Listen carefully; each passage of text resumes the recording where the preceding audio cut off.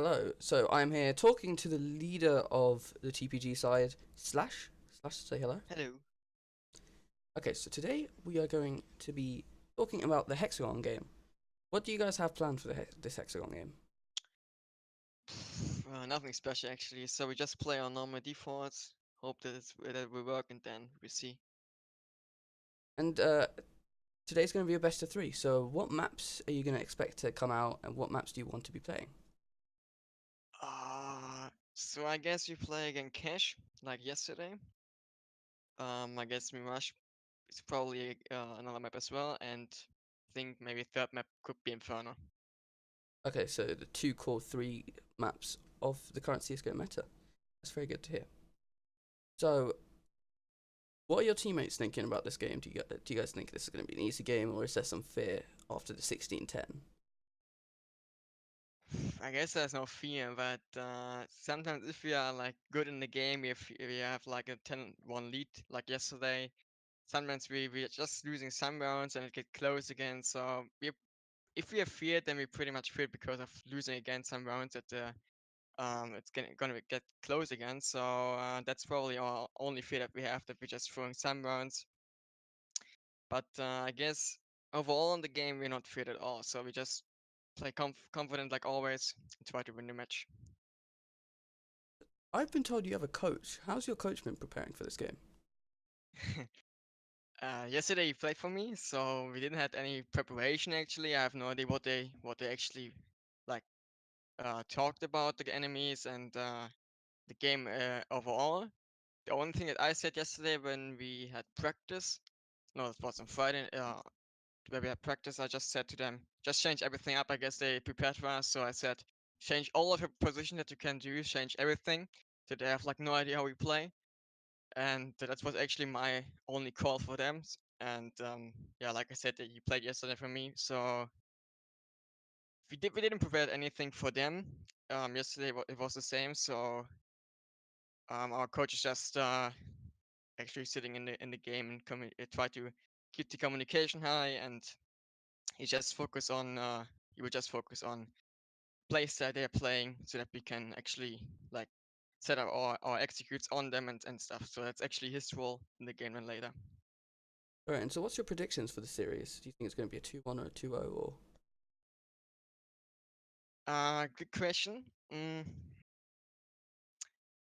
guess it will be close game. So I guess it could be 2-1. I mean, so they're definitely a good team. They can beat us, and if we start struggling again, like in the yesterday match, then probably will be then all that we play all three maps. But if we play like strong like always and keep this confidence the whole game, so that we don't lose like some rounds that we shouldn't lose, then we definitely have to win it 2-0. But yeah, All right, and that's it this from yeah, that's it from this interview here, Mandeep. Thank you, Slash, for the interview. you're welcome. Hopefully, the best of luck for TPG. We'll see you guys later in the TPG versus Hexagon game. Good luck and have fun.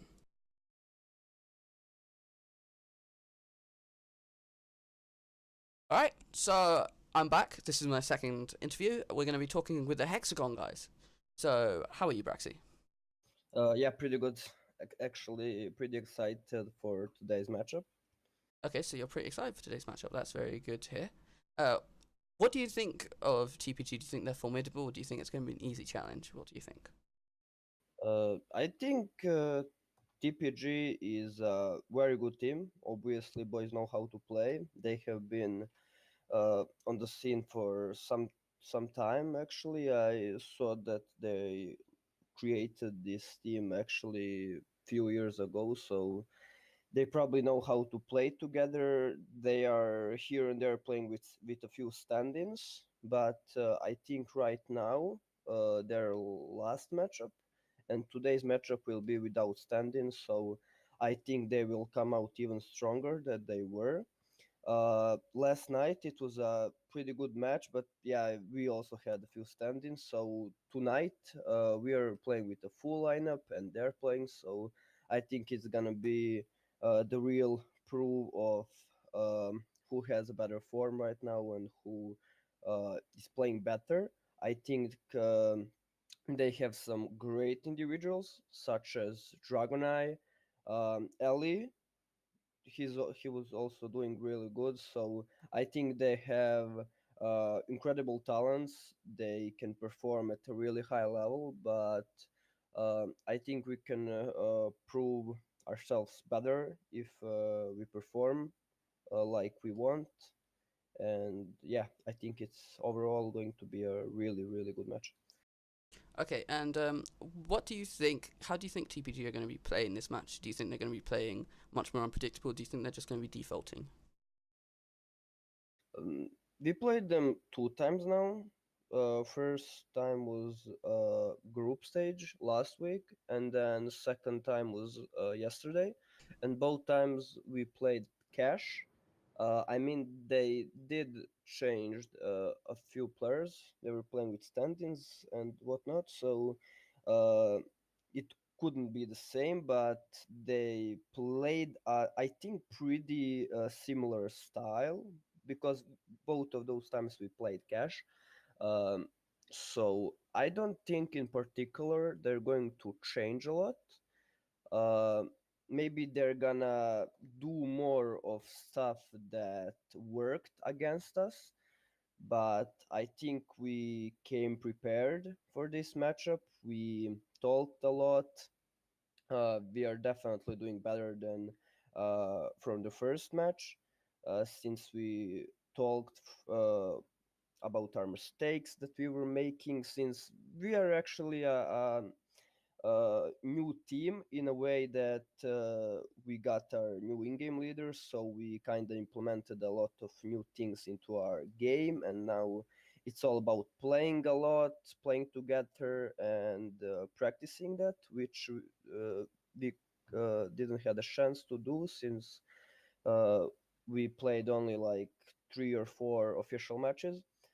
But yeah, I don't think they're gonna change much in particular, and maybe just gonna do a lot of more stuff that worked against us. But yeah. What do you think the maps are going to be? Of course, it's a best of three. So, what do you think? What are you guys going to be aiming for in maps, and what do you think they're going to be in the end? What do you think the 3 maps are going to be?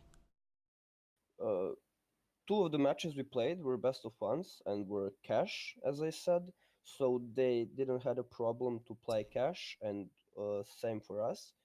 So I definitely can see cash being one of the maps played, but yes, it is best of three, which will be very interesting.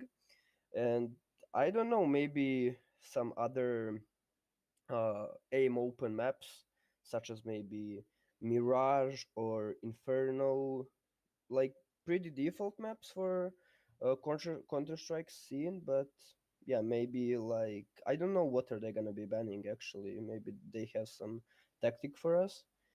So yeah, maybe even nuke or something. I don't know what are their plans. I don't really know them. But yeah, maybe Cash, Mirage, Inferno, something like that. Okay, and what do you think the end score will be in the series? Not just every map, just the series. So, do you think it's going to be 2-0 to TPG, 2-0 to you guys? Like, maybe it's a 2-1. What do you guys think? I think it's going to be a pretty close matchup.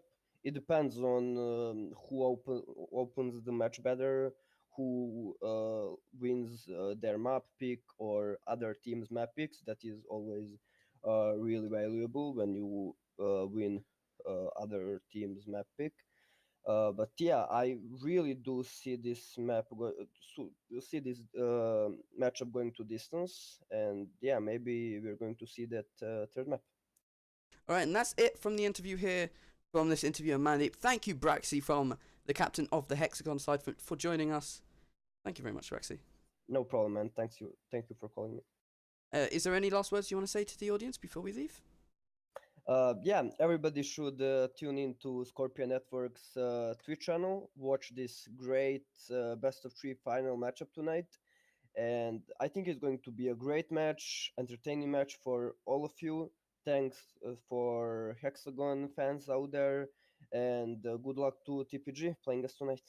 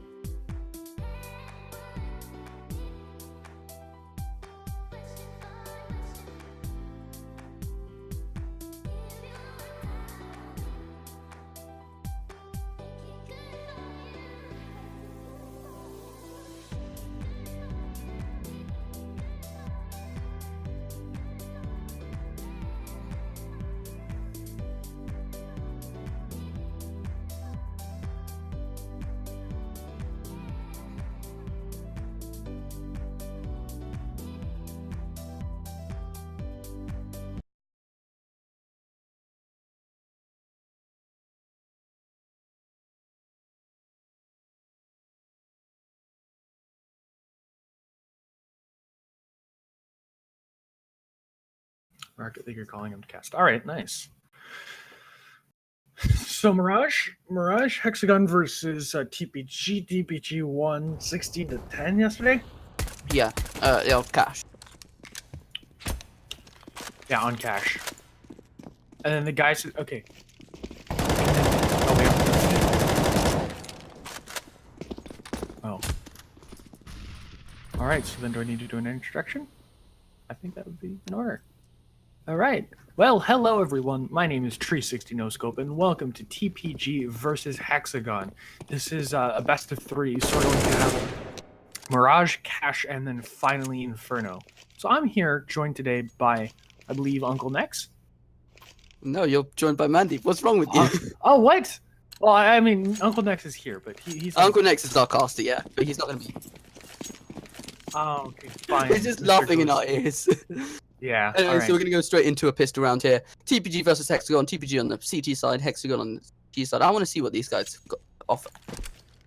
Yeah, so the other thing, though, is that this is a 2-3 split. 2 people towards A, 3 towards B.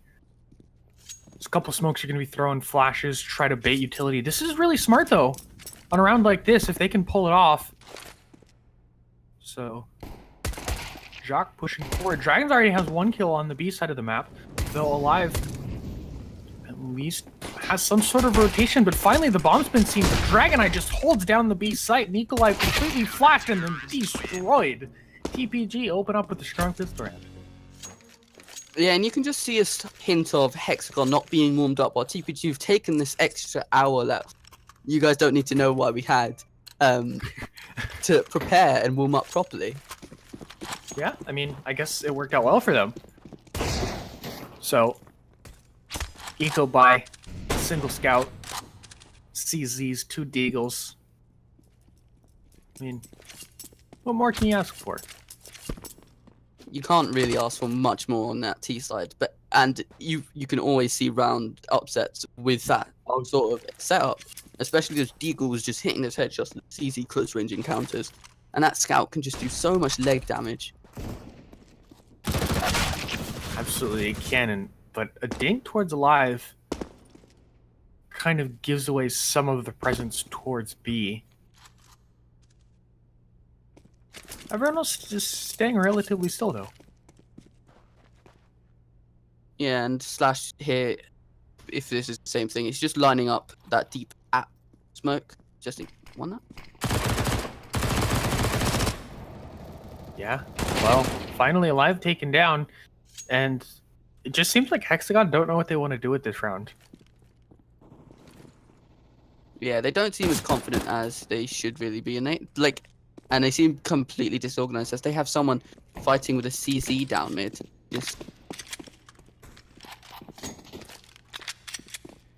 It just feels disjointed from this HXAGON side. But it does look like they have finally chosen the safe site, having the bomb walking towards it with only 27 seconds left in the clock, so they have to have set this stone at this point. There is still 2 TPG players on the safe side, so we'll see how this goes. Well, there's the flash. That should give something away. Nico's going to push, but Veli already has 1 kill. That kind of breaks down the stairs area, but Nico's been spotted. He'll take some damage as well. Dragon's Eye spamming from connector, and it's just everyone gets collapsed on. As HXAGON, again, they find themselves starting like they finished. They have no idea what just happened. No, but I feel like they tried, but they've just not been able to expand enough as a bubble. Like, they don't have the firing power to expand enough completely as the bubble, and it just seems that they're getting collapsed way too easily by this TPG side. Some of those flanks, like Vale's flank from last round, really, really strong. And if they can keep up alert like that, that might be really strong. Yeah. All right, waterfall out of Palace. This is one of my favorite plays. If they can get the bomb down, they took down the CT guy. So L, with him being dead, they need to go back, just plant the bomb because they can be relatively safe. Valley, what a dink that was, but I don't think they're going to be able to get the bomb down. Nothing more than eco damage. And Jockey's just going to try and save this FAMAS, though. Yeah, and Jockey here, he's not really got much chance. Oh, I think Slash spotted him. Yeah, up, down. There it is. Yeah, and just a smart.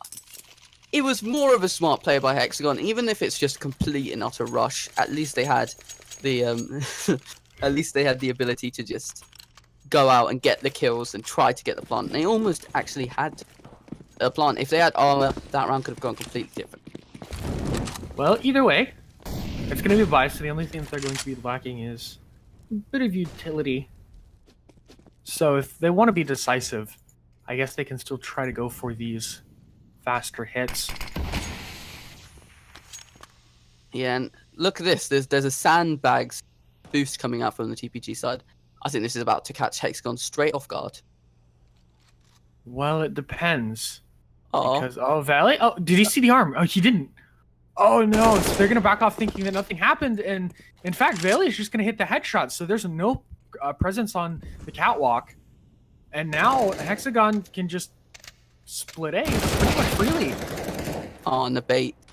Alive loses the bomb there in a position where he really should not have. Kills. And now things are starting to get locked down by TPG. They've got 2 players still left. Dragon's Eye with the scout shot hits 1. But this is the more important one. What's going on here? Joe just doesn't know who to target. Easy? Yeah, no. No, I don't fight think- 2 people. I do not think Ellie there actually saw the head because of the bodies on ramp. But anyway, so it's going to be TPG 4, HXAGON 0. It's just going to be HXAGON's Deagle buy. They're going to make sure they have enough money to buy into the next round. Oh, not because Vale seems to be on 1.6 gains. Yeah, we'll see what happens. Alright, well, just everyone go mid. See if you can kill the mid guy. Who's probably not going to peek again. Jockey being very forward through the smoke. It's just a shooting gallery. Though, Nikolai fights back at the shooting gallery. He gets a double. So, yeah, no, finally Marius should be able to push things down. Nikolai has been the real deadly one this round, and then he gets peeked. Yeah, and that was a great kill by Thompson. It just seems dominance by TPG as they take these 2 AKs into the next round. They're going to bring out the normal, and it's going to be tight on money on this HXAGON side, although they are going to bring out this AWP without much utility on Jockey. Alright. So, yeah, I mean, now they have more utility, but they're going to go for the mid-peak. Dragon's Eye misses the flick shot. There is some presence there. Braxy, though, able to secure connector. That means that there's one person in CT, and, well, if HXAGON knows how this works out, they know how they have to deal with the jungle guy, Dragon's Eye, and then finally, just in the back of the site, L's the last person that can fight this, as he gets 1 kill, has a double, and is still alive on the site. Slash, though, fighting in back towards the A side. Alive means something to be able to get the bomb down. But Yeah, now it's... That could be the opening kill. 2v2, the all part is low, but Ellie is also low and back at CT. I don't think he will be peaking this. I think it's going to be really, really harsh if he tries to beat this and tries to go for it. Vale does still have full utility that he can use. He does still have full utility, but he's being aggressive with his op. He just wants to see CT. They see the flashbang as well, so they know where the last man is coming from. Molotov thrown out. Now it's all up to the single op shot of Bailey, and he catches Nessa off guard. First round practically done. Yeah, and that's the first round from HXAGON. Not the strongest, not the cleanest, but in the long run, he's still got the kill in the end, and he's still got the round. And the round is what matters here, even though how it comes by may help you in the future. At least HXAGON have been able to steal that 1 round, and they've also lowered TPG utility to only have not even being able to get another AWP, and to have a FAMAS instead of 5 M4s. Yeah. Well, that op obviously is important, but they've set up incredibly well that I don't think it'll matter too much trades towards middle as the mid defense gets weaker, as does the attack. Nessa just trading information here, and that seems to be what this map has been all about. It's been trading these little bits of information here and there. Yeah, and this HXAGON side, just trying not to get locked up. Try not to get squeezed again. They're just trying to bait out info, bait out utility, and try to take control over the map without overexpanding too quickly.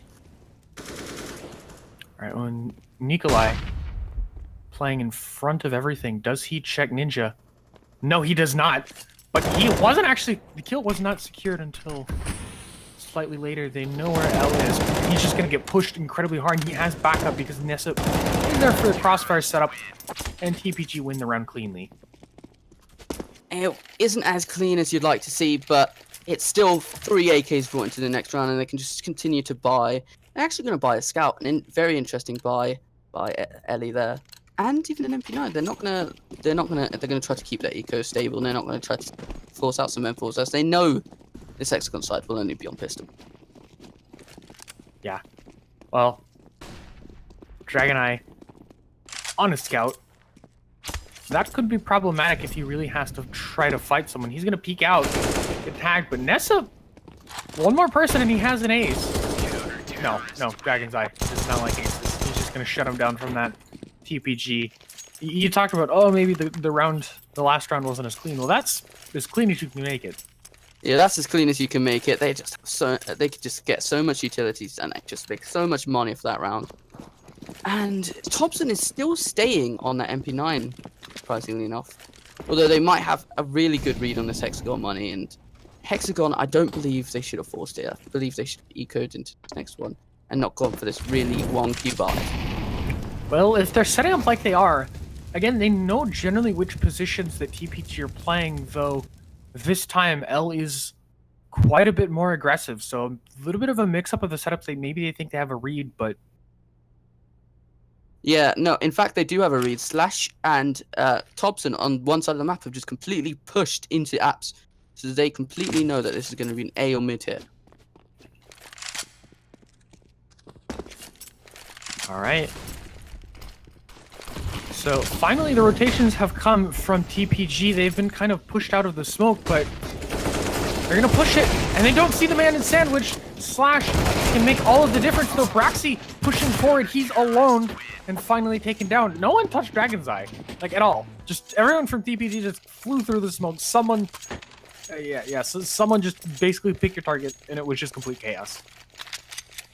Yeah, and there was only one good play there where the guy deagled the guy into sandwich and then took a double on the lined up guys on the triple. But otherwise, it just looks like only one player is performing at a time in a round for the Hexagon side. They need more performers. They need one person. They need a person getting a kill and then dying, then another person getting that trade, or just people getting multi kills really early in the round instead of as late as those ones were. All right, well, here's the B rush. And, well, really, it's Slash to hold. He's got one, he's got a double, and he's going to be able to hold on thus far. One more. That's a decent 1D, but, again, when you're alone with the Deagle against 4 people, you're really not going to win that. Well, it's time and time again that this Hexagon side, although they're pushing all 4 of them, they just look very disjointed. They don't know which angles they're going to peek. They don't know which angles they need to pre-fire, which angles they need to pre-aim. And they keep looking this wrong way, and the comms also seem to be mixed up. Like, it doesn't seem to be very... Yeah. Yeah. Well, I mean, to me, it's been all about the patterns. Dragon Eye playing aggressively. Just... yeah. Once again, though, you see from Hexagon, they're caught out by these slightly awkward positions. TPG is able to take something weird, but Shock on A site has brought Hexagon a numbers advantage. Yeah, that was really cool to see by Jock. He literally just walked out of Palace, got 2 clean headshots without the people even looking at his angle. I think he's slowly finding a weakness in this TPG hold. Because as far as the aggressive as they're getting, they're not holding some of their angles. Alright, well, utilities being thrown. They're forcing Dragon's Eye out of the jungle, more towards more defensive positions. So Hexagon has the bomb down. They have a numbers advantage. And Thompson from Connector is the help. Firebox. Well, there's a reason they call it Firebox. Yeah, now he's just a 1 HP. Ooh, Marius! Oh no, could not get the spray transfer. And it's sad to see from Thompson not being able to get that. But that round all started when Jock just walked out of A and just got two clean headshots when HXAGON couldn't. HXAGON were just in the right place at the right time. Well, And that's Jockey, if you didn't notice, he was actually on 1 HP at the end of the round. yeah. So any more damage at any point in the round means that Thompson is just dead. He loses. Well, So- no, they might have played it completely differently if Jock was on 1 HP. Oh, Mary is holding strong though alive. Wide TP towards Dragon's Eye. This mid aggression, I'm not sure how well this gone for TPG. They've put tons of resources, but they've lost 3 men to 2. Yeah. As you keep saying, it's not Marius, it's Thompson. Thompson Thompson like Tabson from Big. Oh, okay, fine. And it's That's not Dragon's cool. Eye, it's just Dragon or Dragon Eye.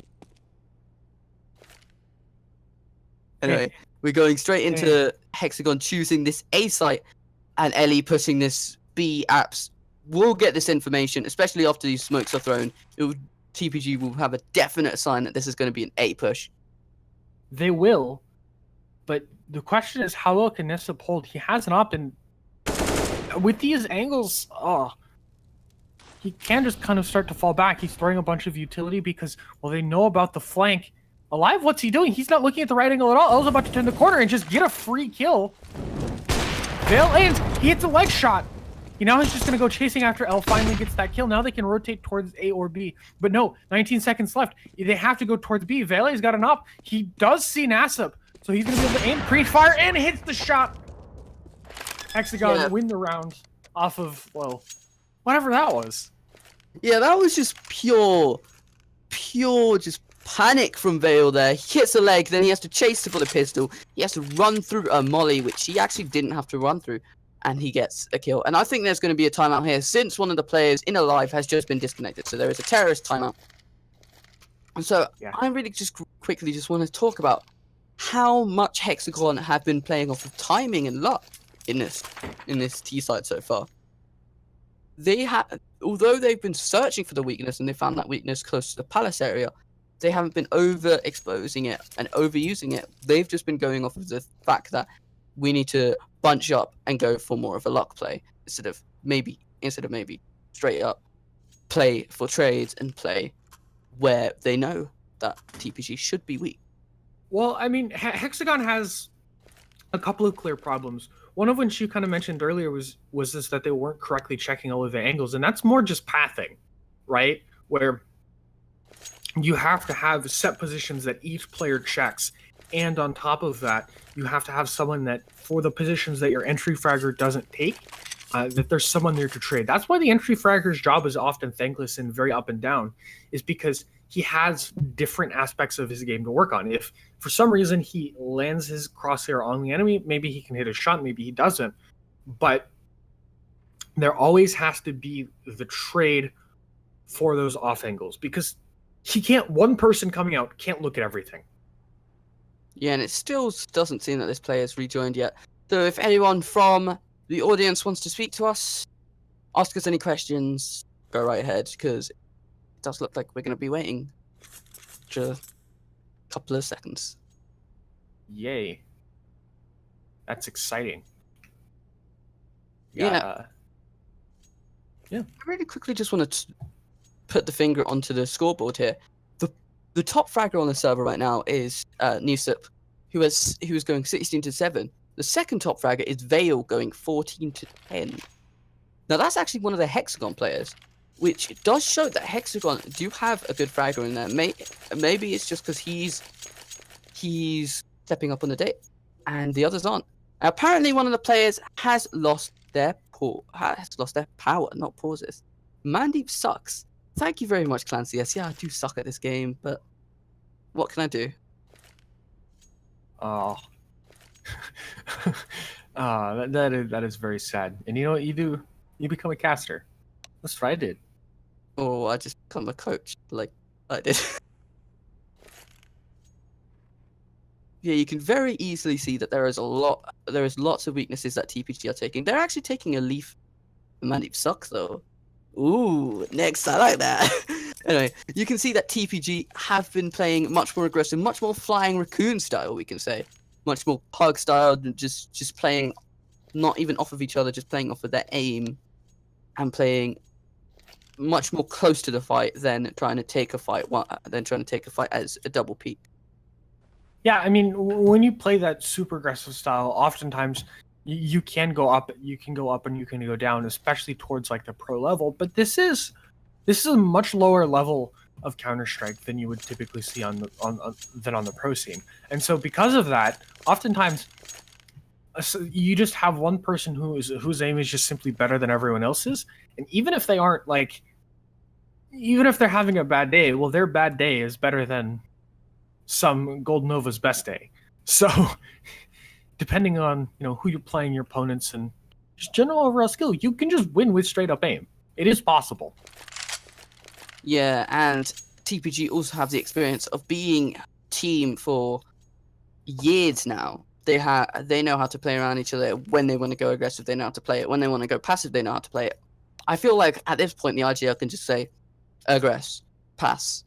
And if you saw the interview earlier, which we'll probably be linking all over the stream, HXAGON, Braxy says that they're basically playing a new setup, as they have a new IGL, so they're having to play completely differently to they've played it before, and it's just completely different.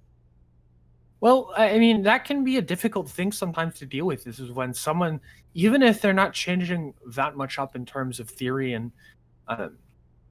how the game is actually played, just listening to a new person, having someone other than who you're used to start talking and take control of the game, that can be a little bit taxing. So for the players of HXAGON, I wouldn't be super surprised to see the communication just be lacking in certain aspects, because that's just what happens. Yeah, and really quickly, one of the audience members is asking what the average rank of this game is. The average rank of this game is actually... People are just messing around with emojis in chat. Fair enough, clan.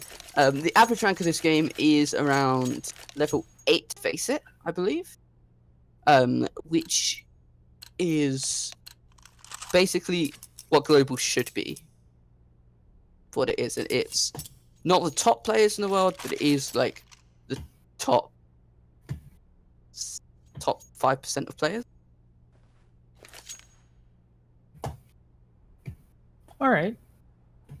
Yeah, that's not bad. So yeah, these guys aren't that bad, but like some of these players are actually level 10s, which is like top 1% of the world in terms of skill. Some of these players are like level 4, which is my level. Well, it's always funny to me to see like which players got to the higher levels off of what skills, right? So, I mean, you can kind of tell that there is a bit of utility usage from HXAGON, right? Like, you could say, okay, obviously they're not bad, but they're just missing fundamental things in terms of team play Counter-Strike. And that says a lot about the differences between pugs and these style of games, because you have to play as a team, you have to be more coordinated. And I mean, if you're to take either of these two teams and just say, oh, hey, put them up against a pro team, obviously they're going to get crushed. So it's building up those foundations, and building up those playstyles, though. Dink? Vale. He did see some... Sure. The upshot bait was good. He's got to help Nikolai out. Now he's just hoping to hold on to the AK.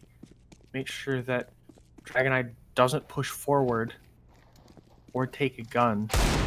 Oh! What a shot. As finally we return some normalcy, and L, well, we don't know where he's or what he's going to do. Yeah, and if you physically cannot play with 4 players according to the EULA, so we're gonna have to see what's gonna happen with this game. He apparently has lost his power, so we're gonna see what the admins choose for that. whether the admins do actually for it. But yeah.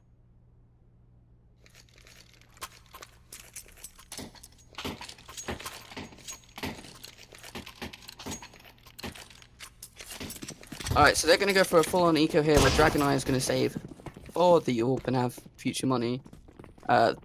Thing that TPG like to do, Clan CS, is they just like to have money into the future.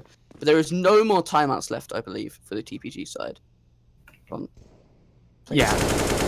So I don't know how like official this is going to be, especially now with it's kind of sad, but when HXAGON finally gets their kills, it's now when they have lost a player. Yeah, and it's still good to see that they are able to get these kills, able to get these frags on the TPG side, but TPG are on this eco, are on this pistol buy, no armor, and the final player is now just on the B site. But HXAGON are hesitating, push on to say site. It's one player, and they're being hesitant. Yeah, I mean, this is a bit more hesitance than I would expect. But DragonEye, we've seen him hit a decent bit of shots, so maybe they're just like scared of the boots. Like, do you really want to maybe peek this guy? He'll 1D us all. Well, this is the first person he could actually hit, though. Complete miss means that 5 rounds for HXAGON. And again, we do have to still question the legality of this game. Braxy's asking for a pause, but I don't think he can get it. Yeah, they can't get this pause in time, and the bot does keep an AK, but I feel like the bot's gonna be, he's gonna be stuck towards the spawn area. So one of these hex posts. It's the last round of the half. It is the last round of the half. Oh, whoa, Jockey, the kill with the connector molly. Not something you see every day. Yeah, it very much isn't something you see every day, but that molly was just very unfortunate. And the bot just ran through, brought down Dobson down to 2 HP, and that means that, well, the bot has opened up, he's traded himself out, and this is working out for HXAGON. They're going to be able to get the bomb down and planted DragonEye. Yeah, and the bot actually being a very good entry fragger there. That's something you don't see every day, do you? No, it's not. Dang. Yeah, but the utility from HXAGON has been getting so much better, and TPG just look like they've given up at this point. It doesn't look like they're trying as hard. I feel like it's because they're round advantage. All right, well, heck, that's not the worst scoreline that they could have had. Yeah, Vale looks like the carry of this HXAGON side. The rest of the team not looking like they're up to standard. But this TPG side, this now on this T side, if you've seen them before, this is where they can thrive. This is where they can be relentless. They have strats built up for everything, and they have very good mid-round calls. So we're going to see how they do. But HXAGON as well, they know when to rotate on their CT side, and they know how to hold side. Let's see if they've prepared enough, like, counter. Well, I want to see what TPG does with their smoke. They also have, well, they have 2 smokes, a Molotov, and a flashbang. I'm pretty sure the L, with any reason, should be buying armor. Now, TPG do have some setups where they do have 3 smokes, but I feel like because of the timeout, L is just waiting for a confirmation on what the strat is going to be. Because I have seen TPG's 3 smoke B hit, which has been very successful in the past. And we'll see what L goes for now. Yeah, he does go for the armor. So what do they smoke off in their hit? They smoke off both of the archers in the market, so they can walk straight onto site really easily. But now, yeah, power is back, alive. Nikolai, Vale, Braxy, Jerky versus Slash, Illy, DragonEye, Thompson, and USAP. So it was Alive who was gone, correct? Yeah, it was Alive that had disappeared. But he is back now. Alive is now back. He wants to make sure that he stays back. Thompson, though, pushing aggressively. He doesn't see the men towards jungle. At least gets a 2-for-1. This means that, well, B is going to be an incredibly difficult site to hit, and well, you did call that that sort of B hit. That seems to be what's going on. No one knows where Veli is, and finally he double peaked. TPG seemed to win every fight. Yeah, they just seem to win every fight. Ellie just runs out, jumps out the window, takes 2 out very easily like that, and now they're just gonna probably get some SMGs and some utility, maybe some rifles out. Yeah, they got the AK and the Galil, but it's gonna be very, very hard for this Hexagon side to just have to use these upgraded pistols, and that's it. Well, that's the kind of thing, though, about playing these eco rounds, is you can stack a bomb site, you can try to show presence towards B, just have one person there. I like what they've done, though, but TPG have a good read on this. They're not attacking A at all. That's not even a question for them. Yeah, and TPG on that connector side, they suss out that it's going to try to be like a bait play, and they go for the easy counter bait kill in that connector, the guy hiding in the corner. Yeah, so it does look like, though, that the hit will come towards A, and Alive barely unable to kill Nessa, which means that if someone is able to tap him, they've got a decent chance at killing him. Oh, and they don't know someone's behind them. How's this going to play out? It's how much information can he bait? He doesn't know how low Nassip is, but he misses the shot. That's actually horrible. He's going to push forward. Nassip will not be able to find the kill. He has his teammate, but he doesn't know about the man towards CT. He's going to fire towards connector, and now it's just Braxy. He's going to get on the bomb. He knows that's where Slash is. He's going to take the shot, but he runs out of bullets. Oh, no. Oh no, TPG. indeed. TPG, get out of that. Just by the nails there. And it doesn't seem like Hexagon were communicating as much again, and they almost just won that just off of pure luck. Timing. It's like that was an absolute heartbreak. So, A-Rush, run forward into Dragon Eye with the SMG, and he'll sustain himself for a good while. Jockey, though, gets destroyed by the Glock. Dragon's Eye hungry for more, but he can't finish the kill. Now he's going after Braxy. Braxy's gonna peek out, and finally, dude, TPG does not like letting their teammates secure aces. yeah, it just doesn't. Like, Slash got denied an ace earlier, Newsip got denied an ace, and now Dragon gets denied an ace. But, I mean, it does show that every player has each other's backs. But now it's a 5M4 play from Hexagon. They do not have much utility. They only add the 3 smokes, one of which has already been used. Yeah. Some of those early round smokes are very important for taking early map control, but that means, though, that TPG can flush them out. Obvious A hit is 3 people. TPG line up towards A. Now they push out.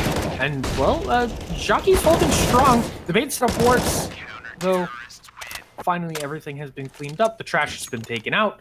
And Hexagon get their round. Yeah, Hexagon. That was actually a very good hold from Hexagon. That smoke that came out on Palace, really good timing. And it just gave Jockey those 2 free kills because they didn't know where to pre-fire. They were just walking straight through a smoke. Yeah. Oh, dude, pre-firing through a smoke is one of the most horrifying things to do in all of Counter-Strike.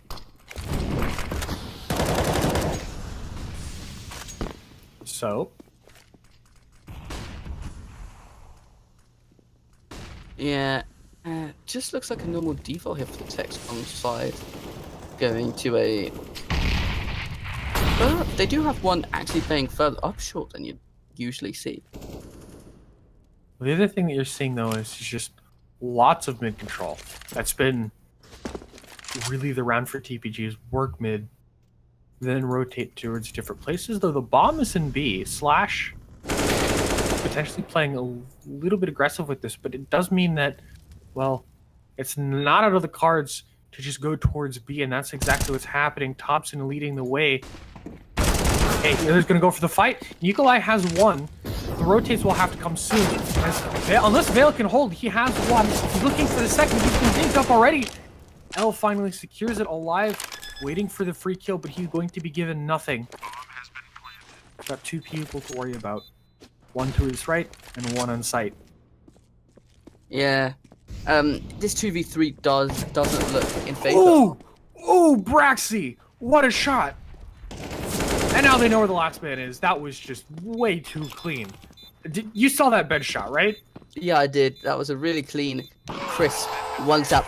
As Scream would say, the headshot machine in Braxy does get that kill onto bench, giving HXAGON another round.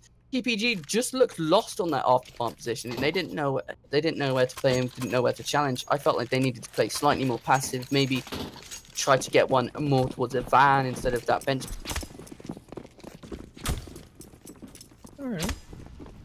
So, eco round now for TPG. They've got 3 Deagles, a P250, and a CZ. That's all they have to work with. Like, no armor, no nothing. Now, Alive is getting pushed. Spray through the smoke a little bit, but Dragon's Eye has the first kill.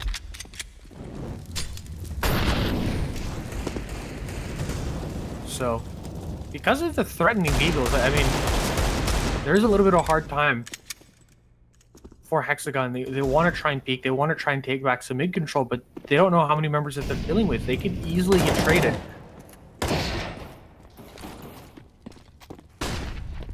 Aggressive flash, and they're going to peek out. That was a great play from HXAGON. And now they can just push. L has 1, but people know where he is now. He's going to look forward and finally get shut down.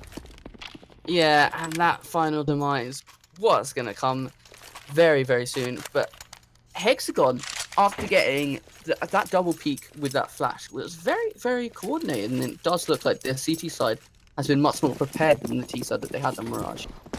Oh no, absolutely. That's one of those things though with the CT side is you can do these like specific setups and kind of tricky plays more than you can with the terror side because you kind of have to expect it. No, yeah, it's really hard to expect what to come out from the CT side, and TPG are having a very hard time trying to learn where these HXAGON players are playing. They've been playing very different spots every single round, and it just looks hard. Right, well, Alive still fighting towards mid. There's no real indication yet of what TPG is going to do. As Slash is... He always seems to be the bomb carrier, and this scares me, because he's in the BFs alone. Yeah, he did actually peek Connector, although he did get the damage on Alive and didn't take any damage back. He did show the bomb to the Connector person, and I feel like that was part of their setup. Maybe. Like the 2000 IQ play of show the bomb and fake like we're at B, but then really not. I don't even think you can really make much out of that. No, maybe I'm taking it a bit too far there. But let's see as the TPG side going really fast, eh? Well, Braxy might have taken it a little bit too far himself. Thompson missing a kill, as he just didn't have the range. He can't look over the ledge. Nikolai helping out from Connector, and now it's just a 1 versus 3. L can get the bomb down, and has enough time to take 1 shot. He doesn't expect the second man in Connector. Vele cleans it up. Yeah, Vale getting that kill. And now TPG's money isn't looking as strong, and it's looking very... It's like that CT side. The CT side, they had so much money, they almost could just buy every round. While the CT side has been up and down and up and down, and TPG are taking their own time out here, trying to probably talk each other through it, trying not to collapse against HXAGON again. Yesterday we did see that 16-10 where TPG won, but they were winning very comfortably 10-1, and they almost collapsed to this HXAGON side, and I feel like they're almost collapsing yet again. Well, I mean, in the case of TPG, I don't necessarily think you can call it a collapse. It's been a couple of rounds, that they just haven't looked as clean. And with the puggy nature of these kind of games, it will go back and forth. Yeah, but if you've seen some TPG games in the past, you have seen that TPG have played very, very teamwork based. They even have a coach. Unlike this HXAGON side, which is one of the reasons why they get so prepared for some of the games like against Bitkill or Flying Raccoons. and TPG always just look so much more dominant. I mean, I haven't been around too long. I haven't seen a ton of TPG gameplay, so I mean, I could very well be wrong, but seems like they have the potential to very well be the better team, but sometimes just one man steps up and, well, now HXAGON overall, their KDs are getting much, much better. Aggressive fights towards Catwalk. KD gets even one better finesse up as he sees a quick peek, is unable to take down Braxy, but All Light has a return. Oh, and Thompson does trade that out though. It's now 4v3. TPG do have the man advantage, especially them being this T side. If they just all four group up and attack one side, they're only going to attack two at most, and they already know this. Yeah, they're only going to attack two at most, but that's really where the stronger members of HXAGON are. Braxy has pretty much connector locked down and a familiar angle from Vale. And once again, it's not checked, but the spray transfer just wasn't as good this time. Braxy's able to escape with his life, and now it's a 2 versus 2. Bomb hasn't been planted. And someone has to worry about Jockey now. This is a two-pronged attack. Yeah, and Braxy just making sure no one's going to sneak up on him before they're going to go for the double man retake. Oh, Braxy, that was very smooth. Now it's all up to Dragon's Eye. He's alone. They don't know his position. You could be anywhere with the flash. It works. And, oh no. He's now down to 10 HP. Braxy pulls out his pistol. He's looking forward. He wants to take down Dragon's Eye. Or Dragon Eye. And now it's still all about that square dance. Can he turn the corner? Yes, he can. But does Braxy have enough time? Yeah, Braxy does have enough time here. Very good play. The brains on that man. And this is actually very, very, very good. Yeah, I mean, if you kind of saw what happened there, Braxy just played things perfectly. He would get a quick kill, back off, get a kill, back off, and then finally that last 1v1 was, well, exactly what he needed.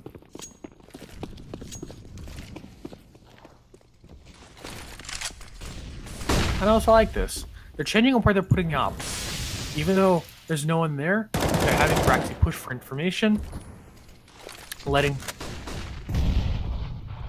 Just the big control has been.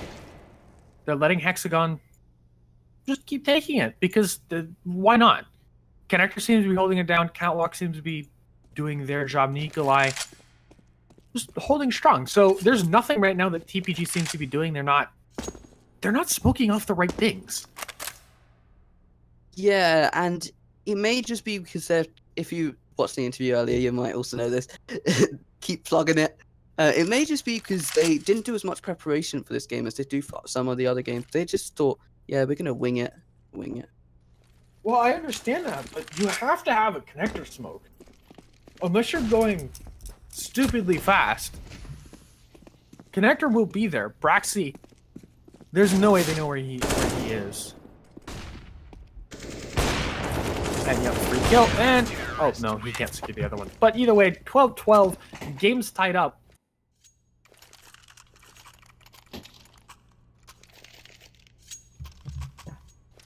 So, I think it's fair to say that pretty much from this point, HXAGON definitely has a lead towards things. And if you look at the economy overall, TPG will be able to buy next round, but that's pretty much going to be their lifeline. If they lose, not this round, but the next, they are just in massive trouble. Yeah, and it does seem really, really... As I said from the HXAGON half, it feels more disjointed from this TPG side. I mean, it does, but that's just kind of how the CT setups kind of work. You're almost inherently more coordinated. And so sometimes for teams that can be beneficial to just have that where you don't necessarily have to be the one pushing. Yeah, and TPG doesn't look as good as they used to be. They don't look like the big... Wow, that was huge. Slash was able to just run through jungle and take another, and he's got another kill. So now middle has been pretty much taken completely by TPG. This could be a turnaround round.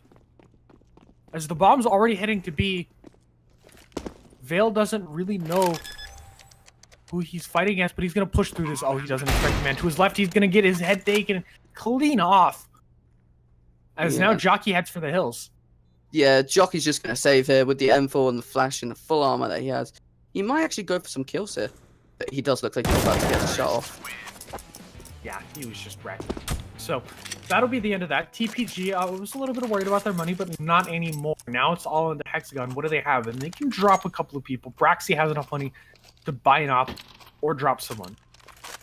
And so that's what he'll do. It doesn't seem like there's any ops on the CT side.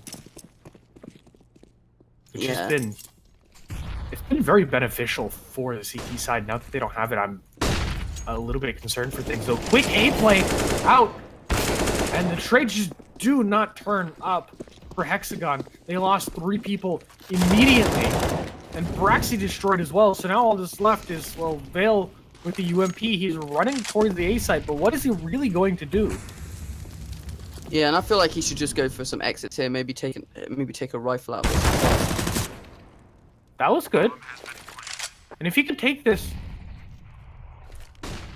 and turn the corner, oh. Well, he's still going for it, which does amaze me, but that Molotov should force him out. So he's just going to take the M4, run away.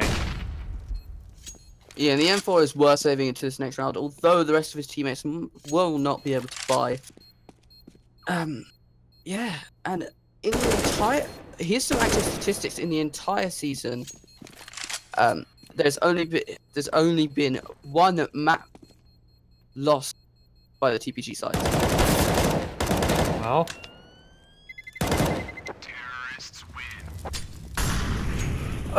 yeah, Vale, with a little bit of disappointment, unable to kill Dragoneye. Start going into round number 27, and it is a force buy for HXAGON. So this is pretty much it. They're going to use whatever they have left alive with a scout, a deagle on Nikolai, and 2 FAMASas.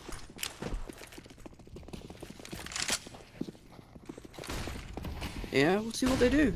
So it's the double FAMAS, the M4, the deagle, and the scout, and it's just a mixed buy completely out the bag for the HXAGON side. Yeah, but once again, heavy mid-emphasis, and that should work out, although Vale making it work. He's got 2 people pushing him, and he had both of those kills. Jockey now backing off. 3 versus 2. L and Dragoneye is nowhere to be seen. Bomb has been retrieved. Now he can try to retreat, group up with Dragoneye, but having a numbers advantage in a game like this is huge. That is absolutely massive. And... well, Vale, I have no idea how he did it. It just seems like, once again, HXAGON find themselves in a position where they peak with one person and then peak with the second, and no one expects the second guy. No one expects the Spanish Inquisition. Yeah, and TPG here are only going to push onto this one guy in Vale, but Vale, the strong fragger, and he's going to be able to call for the rotates already. Both mollies coming down. Oh, well, Vale missing his shot completely. Now it's a 2 versus 2. Bomb going down. Oh, Dragoneye! Great defense of his teammate. Alive. He's been naded. He's got a scout. What can he realistically work with? Oh, no. He knows where one person is now. Now it's all about the second guy. He hits it. Oh, he can throw this Molotov. That's absolutely brutal. It forces him out. And now he can just get a simple attack. Can he hit it? No, he can't. L. Winning the round with 2 HP. Yeah, L winning that round in 2 HP. Not clean at all for the TPG side, but they still do have money. They're going to fall by, and it's going to be a HXAGON force. But I think TPG are going to be able to take this round. But never say never. Might be able to take it. Deagles. Yeah, 3 deagles. I thought that once Vale had that double kill on the catwalk, that would pretty much be it, that they could secure it. But no, Dragoneye brought things back, had 2 masterful kills. And this could be the start of the end.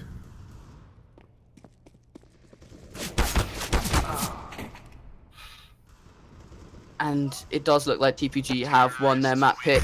Yes, and that is it from the first map. You'll join us back on the second map, which is going to be Cash, which is HXAGON's pick. Yesterday they did lose 16-10 to HXAGON, but both teams had stand-ins. We're going to see what they can do for this actual show. All right. Yeah. We will be back. See you guys on this side.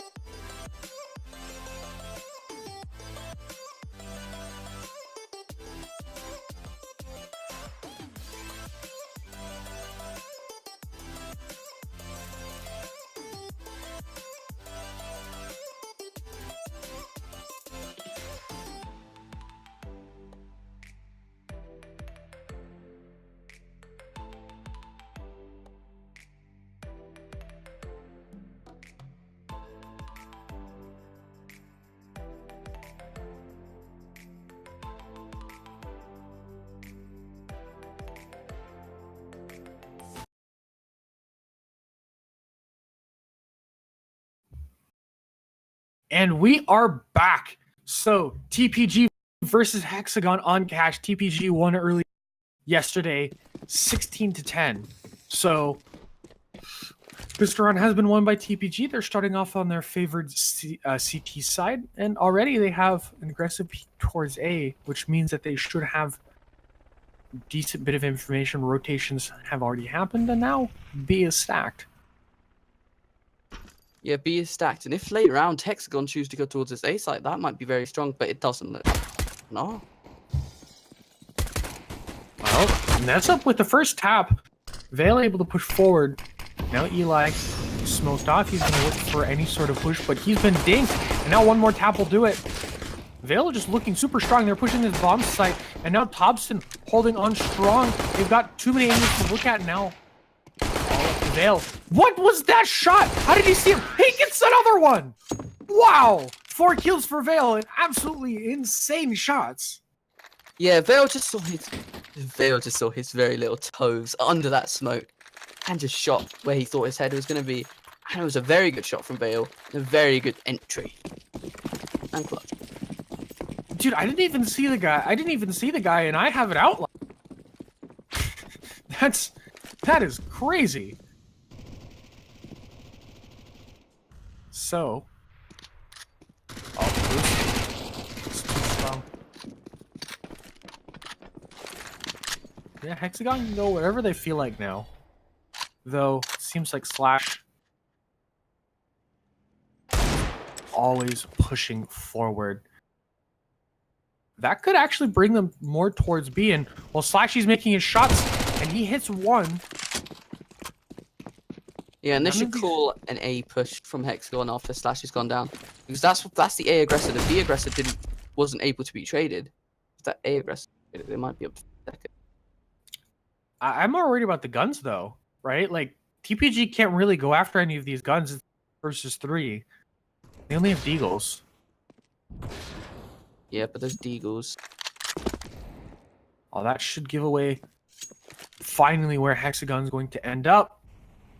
Nessa doesn't really have any rotations just yet. He doesn't have anyone with him, but he has a single shot to hit. He's being pushed from his right side. Jockey is there and alive, has his backup. So now it's up to DragonEye.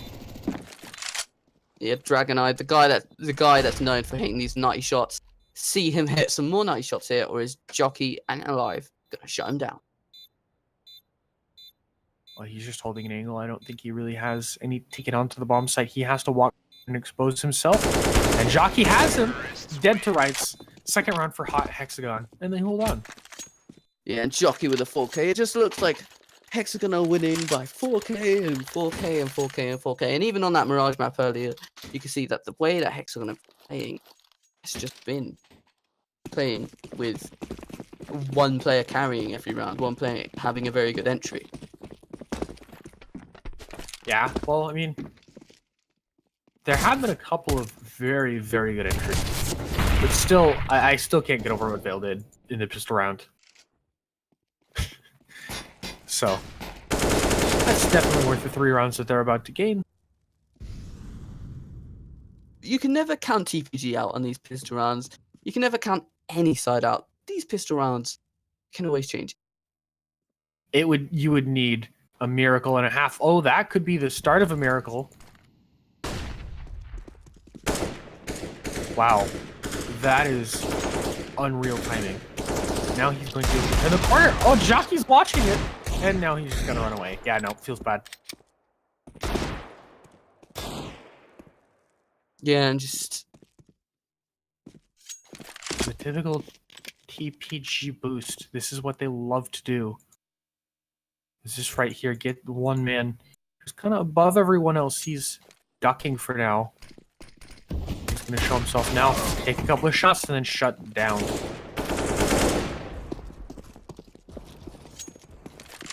Yeah, so pretty much everything working out for HXAGON. They've secured themselves the 3rd round. And finally, TPG can buy after this.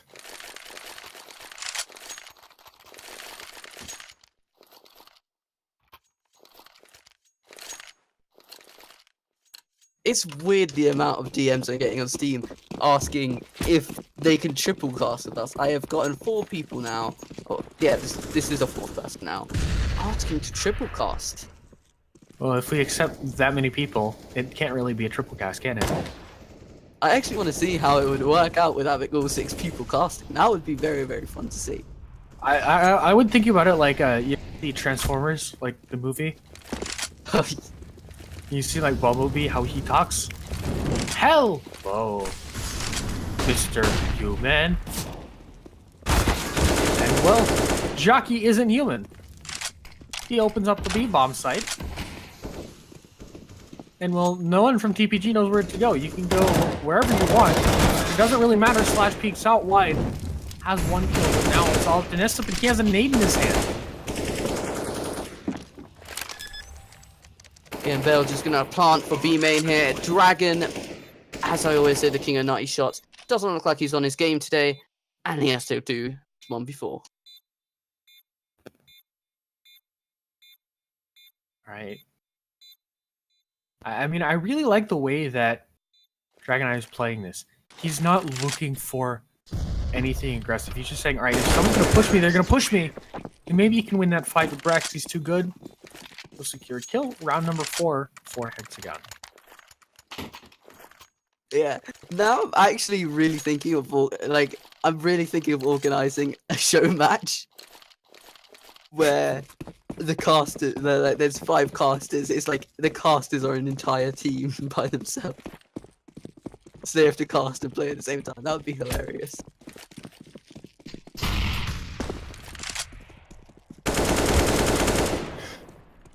Okay. You can always get some like meme games. Although, you know what is a complete meme is L is able to flank, has Vale's number. The amount of times that he's timed that correctly is just insane, where Vale just turns at the exact right time to miss at Eli. Yeah, and it's also been players like Slash been able to do the exact same thing. It just seems a very TPG thing to do on this map. Well, a very TPG thing to be doing on this map thus far is, well, dying. As... Yeah, Jockey, I like the way he's playing this. Just go plant the bomb. They know roughly where the sap is. He has no real chance of contesting the bomb. I've got a couple of other people also saying they want to cast. So, this is going to be a septuple cast. I think that's what you call them. I'm sure that'll be great, right? Totally not discoordinated at all. No, what we do is we'd have a cast like a round each. The casters, if it's 7 people, the casters will only be able to cast 2 rounds in an entire half. Oh god, that sounds like the worst idea anyone's ever had. Too bad that I'm head of production. That's going into action. Oh, I think that's how you get fired. Yeah, that Very is how we quickly. get fired, man. Anyway, Mr. New saving that AK and the smoke. But he didn't have any armor to save into that one. The 3 AKs brought into the next round. HXAGON just going to buy a util. They have quite a lot of money kept in the bank, and they do buy that up on fail. Yeah, I think that's fair enough. Depending on how he works with this and where he goes. I mean, we've seen HXAGON, especially on their CT side, towards Mirage. They focused a lot towards middle, and Cache is no different. Middle is still a very important part of the map. But now, because they're attacking it, they aren't going to have as many avenues to actually get aggressive. Yeah, and it's just, if you've ever seen Cache, there is much less emphasis on the middle. You can do mid splits and stuff like that, but it's much more executing onto bomb sites. Well, because executes are a lot stronger and you don't need near as many smokes or just as much utility, because when you hit A on A site Mirage, you need a stair smoke, a jungle smoke, a CT smoke, mollies under the balcony, like just a whole like laundry list of smokes that you need to hit. Whereas if you're going towards A, you can get away with a Molotov towards truck, a smoke towards, or a Molotov towards forklift, a smoke towards truck, and well, maybe you molly up quad, and that's it. And you have a decent execute. Yeah, and I just got told in Steam messages that a better plan, 7 casters, not the 2 rounds as I said, but more every round casted by all 7 at the same time. That See, would I be want- absolute chaos. I want to see how 1v1s are casted. It's just everyone talking like really loudly at the same time. Yeah, no one would know when to talk. I actually want to see that. If you guys in chat would like to see that, make sure to tell us. Anyway, we're gonna go straight to the action. Yep. And the action has just officially ended. So now Thompson just has an opportunity to stay where he is. Keep control, though. He pulled an A out. Braxy didn't see him. At least not in time, but they know where he is. Reyes is going for the aggressive fight. Loses it out. And now the trades are back even. Yeah, and that's actually against the CT side uneven, because the T side could just go 4-man push, and they're only gonna push into 2 at max now instead of the 3 at max that you'd usually see. Well, they do have a good bit of utility. And if they execute onto a bomb site, it is most likely going to be a very devastating execute.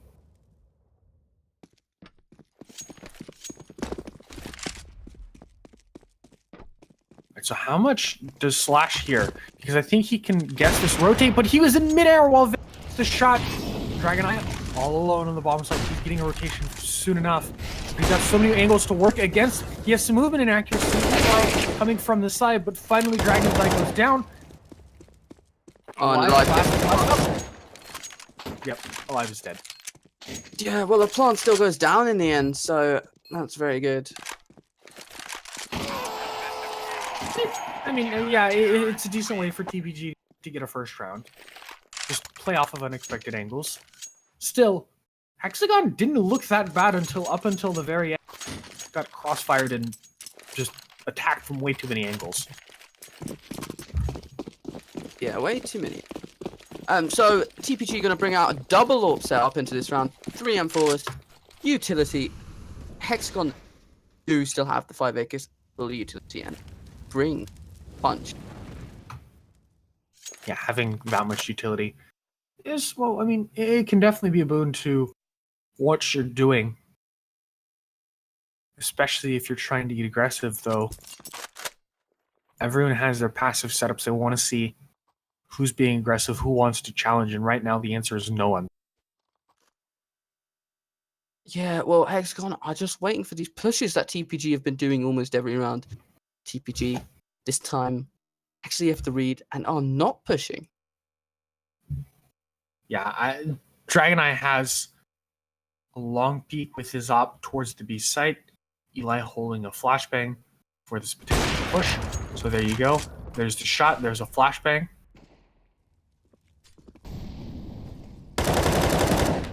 And now Hobson just completely has control of middle. Nades all around towards the B site. Now Braxy's going to peek out. He's got 2 people to worry about, but he's got help from his team Vale. And Vale gets another, so now it's a 3-on-3, or 3-on-2. Yeah, it's a 3-on-2 retake slash and Newsip with an AWP, which is actually not very good on Clash for this retake weapon. We'll see how they can look. Well, they know where Newsip is. Nade was okay, but Vale just aggressive angle once again, finding frags as this hop has to be saved. Yeah, and the AWP's just gonna run away. They're just gonna try to save it. I was Brax trying to bait out the AWP shot, but not doing it correctly, and does that. Take a bullet to his chest. That's what he took. I almost said that he took the kill. No. Oh well. Oh well. So, TPG. Yeah, TPG reset. That's definitely not good. So now there's no real loss bonus. They've got $2,000 on each player. They're about to get $3,000. So maybe Nesap can, I don't know, play this aggressively. No, I feel like Nesap is maybe going to try to take this AWP to the next round and drop his teammate. But either way, they can actually get drops out and get M4s. Oh, Nesap just got absolutely wrecked, and they can't get the op retrieve. So Eli's just going to have to hold without any weaponry at all. He's pushing forward. Be able to get it? No. He's not yet.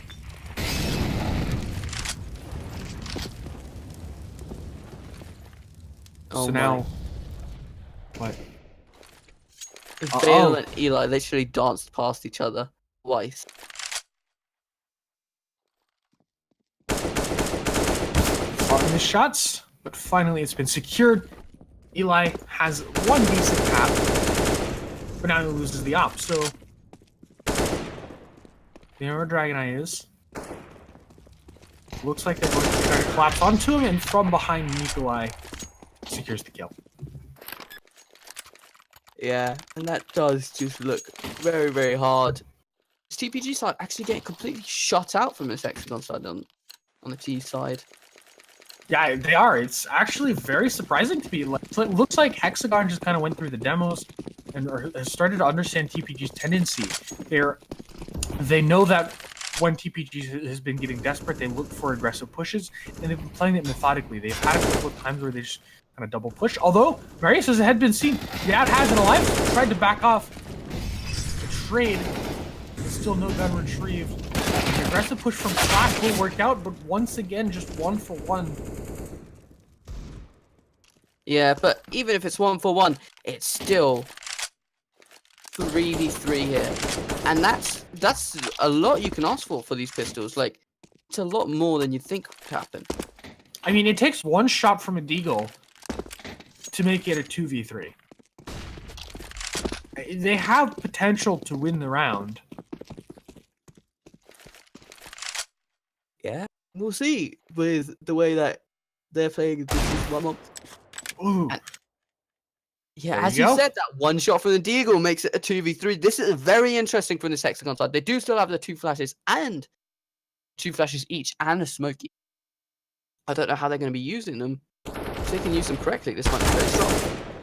Dragon Eye with the USP doesn't quite have the damage in Nesap. Looking forward, he wants that second shot, second kill, but his head's been taken off.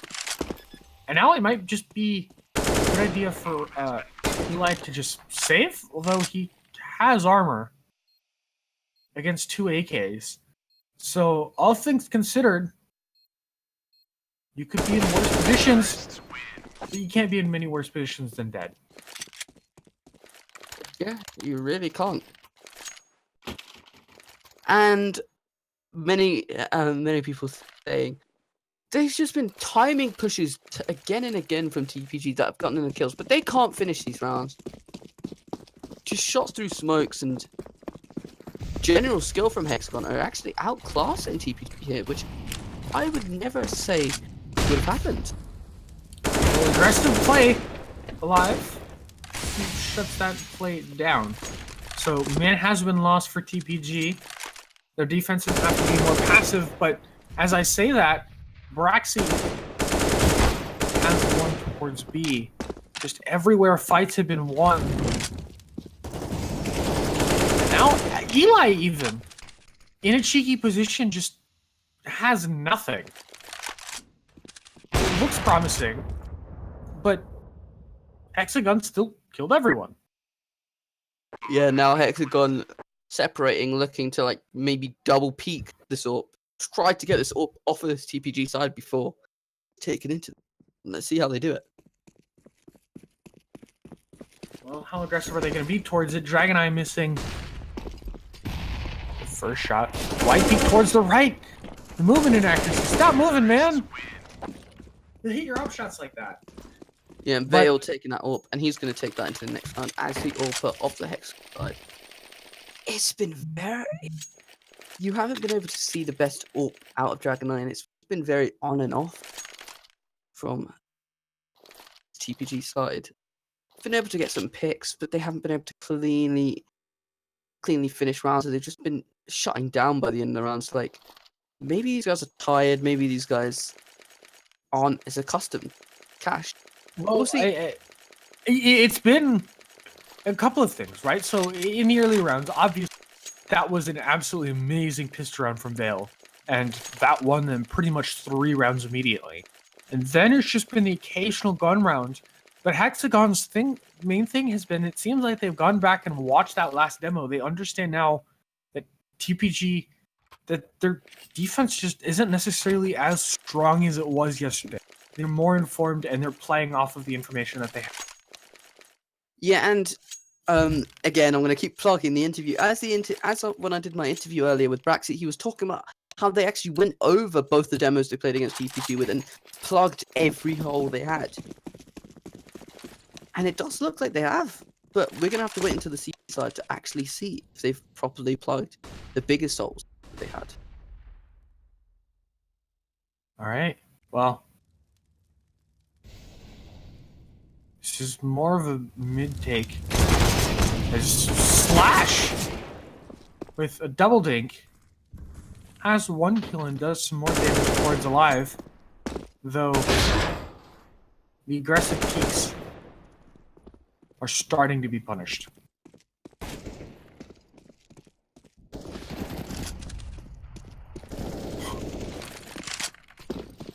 Alright, so 2 versus 3. 1 versus 3. Dragon 90 shot eye versus Vale, Nikolai, Joke. Where Vale does have the Norb. I don't think there's any way that Dragon can get his way onto the site or get a defense. I want to see him push this smoke. Just Well, do he's it, waiting. man. He's waited out the smoke. Now he's just waiting to see if any of these guys will peek. Because if they don't peek, there is no point in him peeking into them. Well, he peeked into them and died. Yeah, because times were getting dire. And that's another round for HXAGON. HXAGON just having really good pushes, having really great pre-fires on this cash map. This is HXAGON's pick, and TPG's pick almost went to the wire. This pick does look so much more HXAGON sided. We'll see. Maybe HXAGON have a way of taking this best of 3. Well, I mean, they absolutely do. Though finally, something's starting to go TPG's way. There's just going to be the bomb retrieved. And what seems to be a feigned execute. Oh, the molly execute by HXAGON. I've rarely ever seen teams doing it.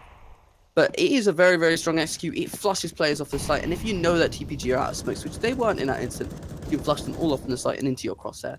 We're off. And get a free site. Alright, well, waited long enough. The op shot was missed from Dragon Eye. And, well, now he's kind of been just wrecked. Eli's off the site. Nessap, one more tap, and down he goes. I mean, that was a bit awkward. Nessap stayed alive way too long there. Oh! Dragon's Eye has a kill towards... had 1 kill in towards Checkers through the wall. And decent firings means that he can try to go for this.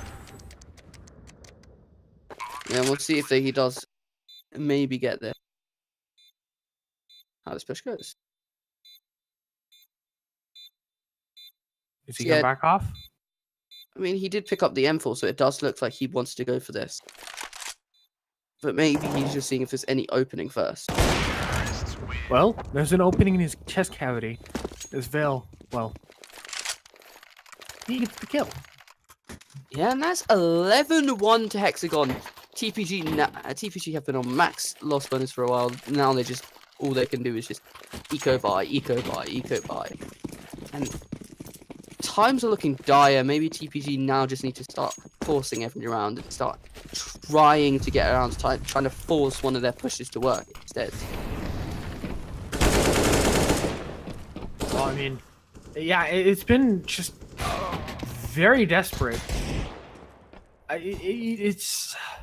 It's almost kind of sad actually, because every time that they go into pickles, they just keep walking into the HXAGON trap that they've been able to set up. Nikolai burning alive in his teammates Molotov. Wow.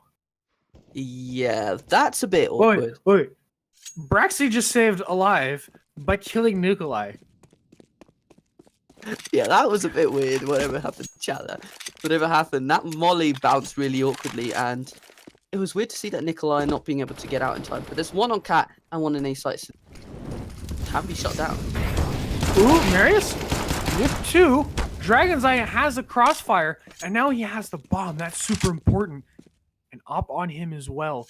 So if he checks this truck angle, maybe things can be a bit more dangerous, but Braxy's taking his time. He sees Dragon Eye. Hopefully he knows about the op, but this is going to be a timing play. How far does Braxy think he can go if he knows that Dragon Eye is in quad? He's got plenty of time to get the bomb and plant it, but it's now all about that dance. All about that dance indeed, and it doesn't look like Dragon Eye thinks he might be coming from A main.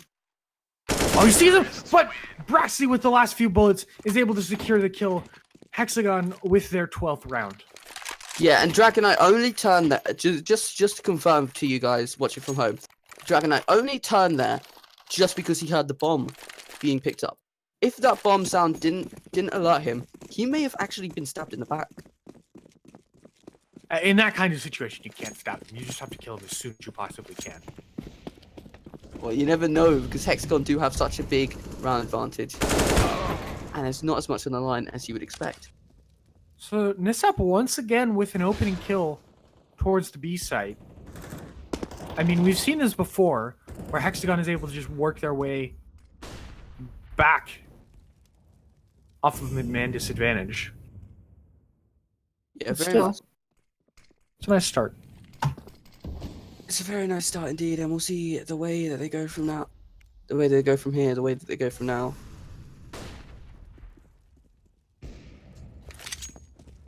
Yes, up with another. It's like he started to work well with his op.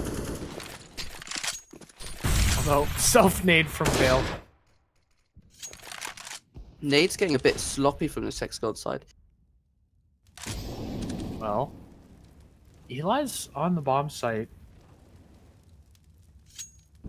And he's got a smoke in his hand. Depending on how the timing works out, he can get attacked from the side, but he's going to drop that smoke, use a Molotov, and he's now getting a rotation. Nesap has been on fire with his op, but he's taken down. Vale pushing the site. Oh, he does see the man, but no, Eli has the kill. He's going to stay alive for now. Yeah, it's Now it's all about 2v. timing. 2v2 as you said.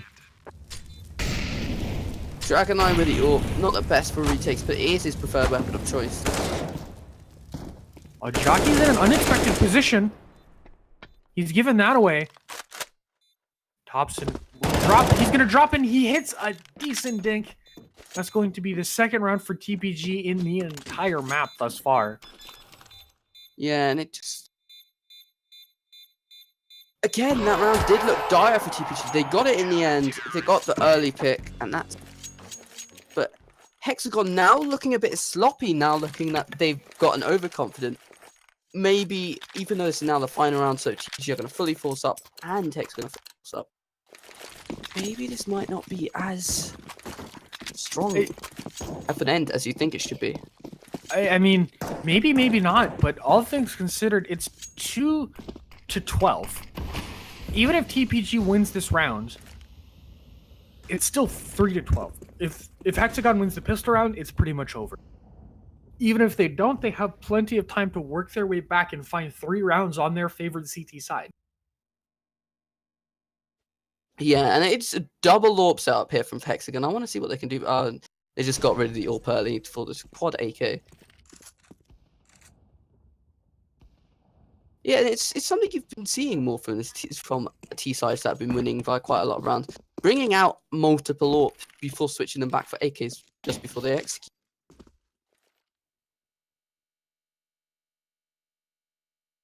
Well, obviously the AK is superior when you... Yeah, Thompson trying to bait out a push.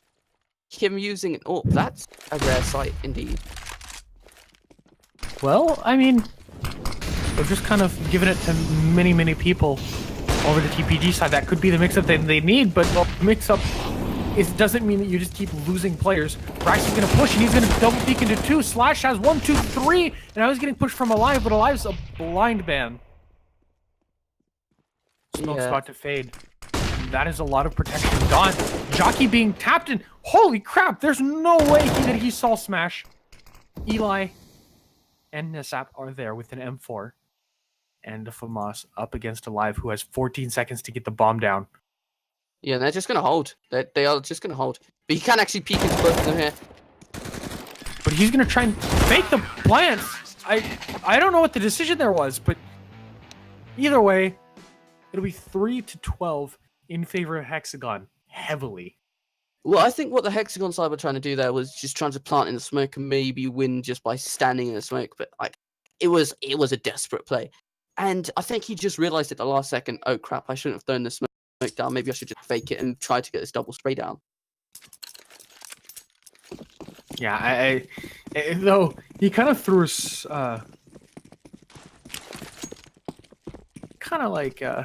threw a smoke in front of his face.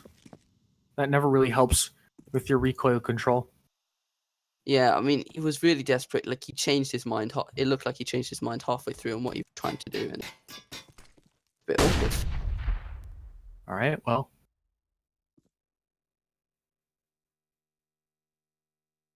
A hit for TPG is pretty obvious. You're going to throw a smoke out. Actually doesn't have a ton of bullets left. The Squeaky's been opened and he gets immediately tapped by Nesap. Alive now getting pushed as well.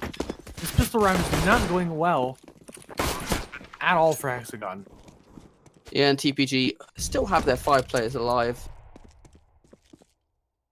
And one of these HXAGON players don't even have armor, so it doesn't look like this is going to happen. So this was a decent kill, though now Nesap thinking about peeking out. Whoo, spicy flick. Spicy flick, Veil completely being taken out there. That is HXAGON 12, TPG 4. TPG taking that round in superior fashion. It's a different TPG than what we saw in that CT side. Say that for sure. Yeah, absolutely it is.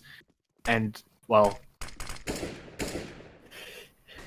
I mean, even after the fact that they're pushing aggressively, this could potentially be a mix-up that TPG needs. It will have the advantage for the next couple of rounds. Say that they do completely convert this round and the next. They're sitting at 6 rounds. They're only halfway down. It's still a huge cushion to overcome. But it's possible. Yeah, and Jockey, what is this angle that he's watching? That... I don't know. Anyway, Braxy does take one on the A site. Thompson takes Jockey on that mid. I made the mistake instead of you this time. Marius is a great name. And Alive? Well, he had at least one trade. Eli pushing forward. 3 versus 3. Oh, but they've got him all turned. Oh, okay. HXAGON unable to convert with the crossfire setup. And instead, that's the 5th round for TPG. Yeah, but that got very, very close then. Almost actually didn't fall in the favor of TPG. HXAGON still have a couple of rounds, but that round advantage that they had, the 11-2 that they had, is slowly shrinking to the point where they've only got 1 round. All right, well, a B push. Everyone with your USP. Push forward. Yeah. Did I catch the one guy out Nesap? No, he hasn't been caught. VC hasn't been caught out. Oh!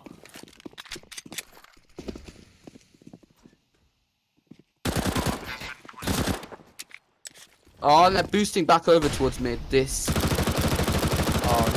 complete meme. The freight train. This is like the bot strategy. Ever play like hard bots?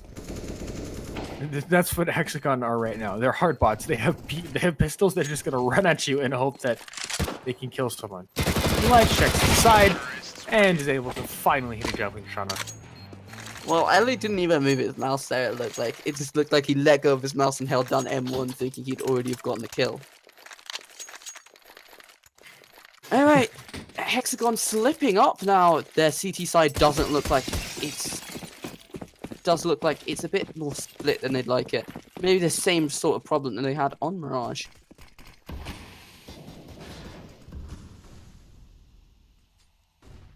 All right. So finally, though, we have a buy from both teams. Yeah, Actually, it's not the best buy that you'd actually want. 2 fat masses with 3 M4s, 3 AKs, Mac 10, and MP7s. Like, it's a mixed buy. It's not a full buy from both sides. TPG obviously have that util advantage from the rounds that they've already won. But yeah, we'll see what they do. But they're missing some. They're missing something in terms of utility. Braxy with a completely filled smoke. And oh no, Vale. His shots from him. This seems to be more of an A play as Alive is here to help out his teammate. DragonEye hits one. He's able to spray transfer, hit another with the Mac 10. Bomb site has been taken.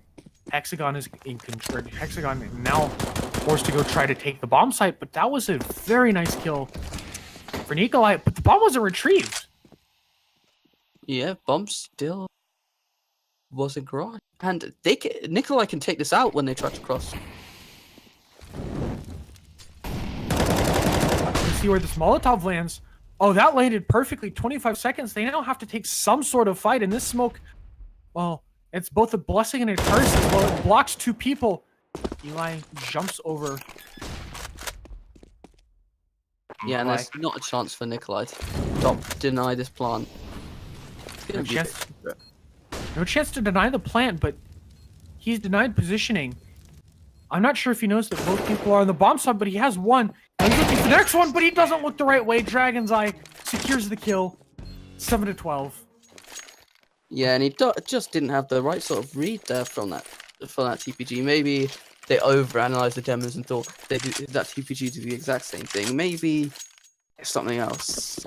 We'll never know, really. But it was just such a health advantage for Nikolai, but as you said, we will never know what could have happened, what might have happened. We're actually bringing this up down to 17 HP. The full utility is still in play for this TPG side, only using a molly towards mid off of Eli. Yeah, and that's not bad, all things considered, but they just... Well, what? Okay. Wow, you're just gonna push mid like that alone. That's what happens when you get punished.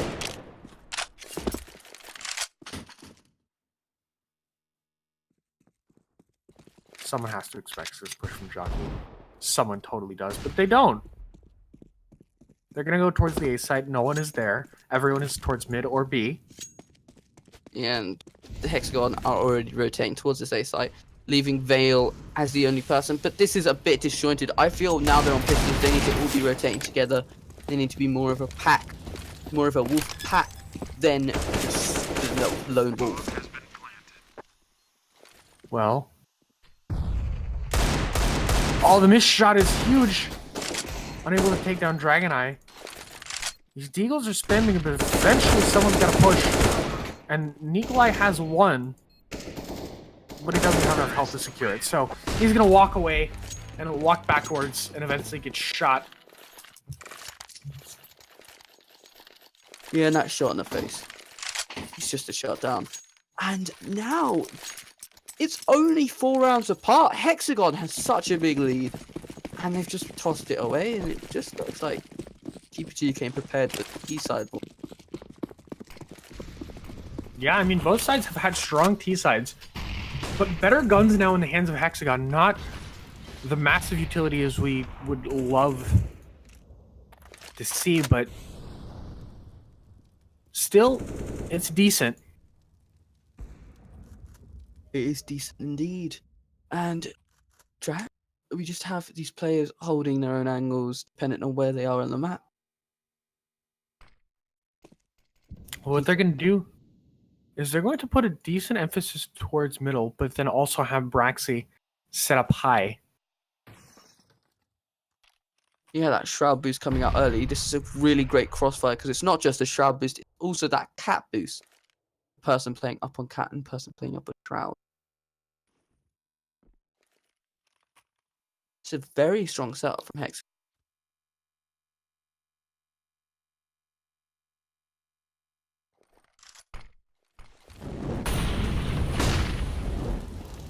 All right. So finally, it's understood what's about to happen.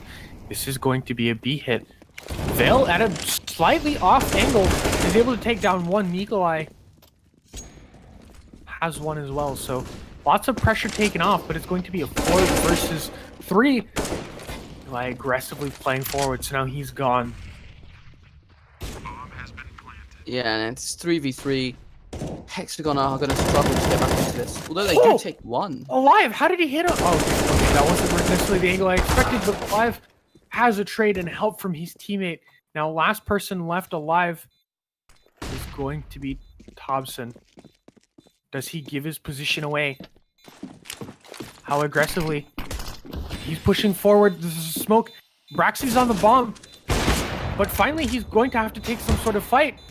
He's just spamming away. Jockey finally hits the headshot, and the defuse comes in. HXAGON have their 13th round, their first of the half, and they're looking to make it even further. Yeah, and now that's 13-8 to HXAGON. HXAGON finally finding some sort of footing, but their economy state is still not the best for this sort of thing. TPG do have enough money to get the 5 AKs into this round with very strong utility. Well, even if TPG loses this next round, they should still have enough money built up in terms of loss bonuses to either hand over a rifle, depending on if you're Dragon's Eye or Thompson. But, well, no, into the next round they can get a mixed buy. They can get the 4 rifles and an S4 rifles and a Deagle, depending on what they would like. Well, we still have to worry about this round because TPG hasn't lost it yet, but they have lost a man. Thompson down.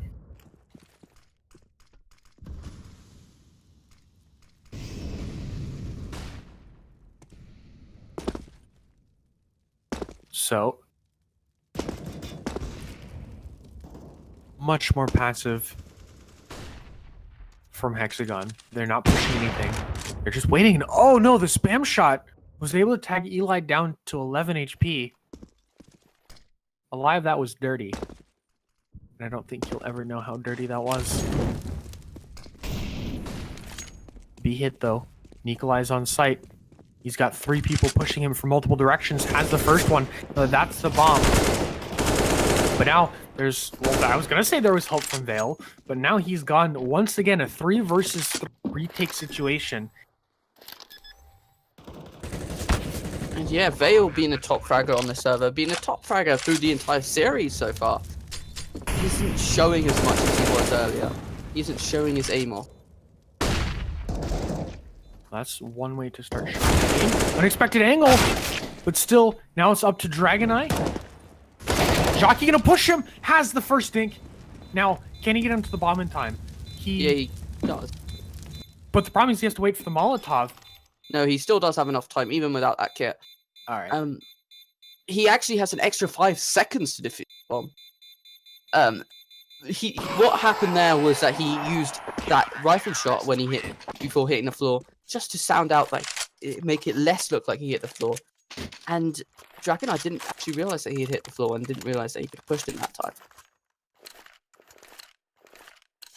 Oh, that is definitely smart. I've seen that. I believe Simple done that, where you just kind of use that little tap, make it to where no one really knows where you are, and then just play aggressively. Either way, there's not much you can do to counter a dome to the head, or a bullet to the dome. Wow. Yeah, but that plant does mean that TPG can buy into this round for the 5 AKs back again. And either team lose here, they've been reset. Either team lose here, and they're going to have to eco onto this round. Well, it's more important, though, for TPG to win this round, because if HXAGON get this round, they're going to be facing a very weak buy. And they have match point. Yeah, and they're playing this really good crossfire in this mid from the Hex side. But they're opting to do solo A. Oh no. So, mid-execute, but they're running into both Alive and Nikolai. 2 angles that they just don't expect, as Nikolai securing at least the trade frag. So, 3 for 2. HXAGON have to be very happy with. Yeah, very happy. But the problem is now these two players are going into the place in the map where they can get most damage. Well, now Eli, this is interesting because he gets to pick a bomb site. Where does he want to go? He's going to look towards his left, and well, whether or not he expects Vale, I don't know. He pulls a nade out. Oh no, HXAGON, 15-8. Yeah, and it's not like Flusher that he would check that angle really slowly. He didn't have enough time, and he had to run towards that site. And now it's going to be the most mixed buy you're going to see from this TPG side, who are very low on this economy game, and they need to win this round unless they want Hex take next map. Well, from now on, TPG has to win out and then go to overtime.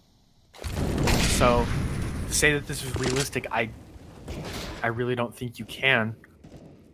Yeah, but we've seen it been done before. We've seen games that have gone 14-0 end up being 16-14. You can never know what can happen. Well, you can never know, and that's a good start. Eli has at least one kill. And if one of his teammates without a rifle can get there in time, maybe they can try to recover it. Yeah. But his counter boost coming out will be very, very strong from this HXAGON side. Yeah, Nikolai playing a passive position, alive, shutting down some mid control. And Dragonite, I don't think he... Oh no, he does see Nikolai! Takes the time to line up the shot and hits him straight in the head. So 4 versus 2. Rifles have been picked up. And now, well, what happens is Vale's going to rotate towards the A side because they think that's where it's going to go.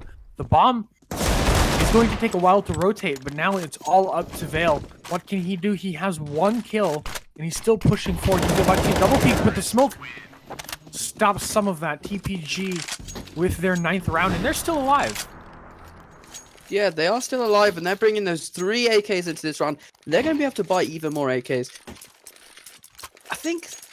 I don't think they can fully buy up full AK. Oh no, they can. So they have the 5 AKs into this round. HXAGON looking a bit broke.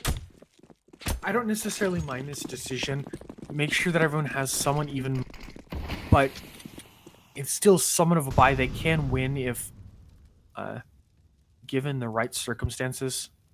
Yeah, and it just does look like a second round buy. Ooh, Braxy taking the majority of his health in a single spray. And they're going to see the bloodstains on the wall. And they're going to know how much that they hit Braxy for. Or at least that he was tagged. Yeah, well, that's if they haven't like binded clear decals on. Some players do bind clear decals just because they think the game is much more easier.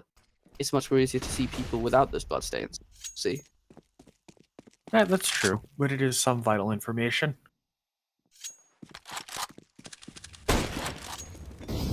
Molotov thrown just to try and clear out angles.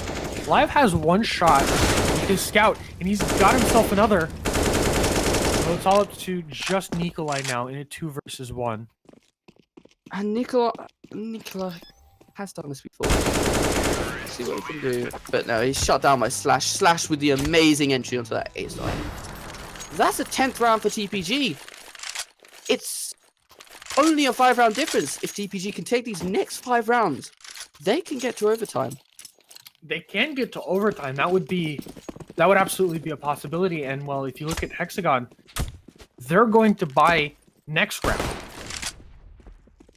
And then, well, you can say they have 2-3 more buys up their sleeve. So TPG, again, still does have their work cut out for them. But it's not like they're going to be facing 5 full buys.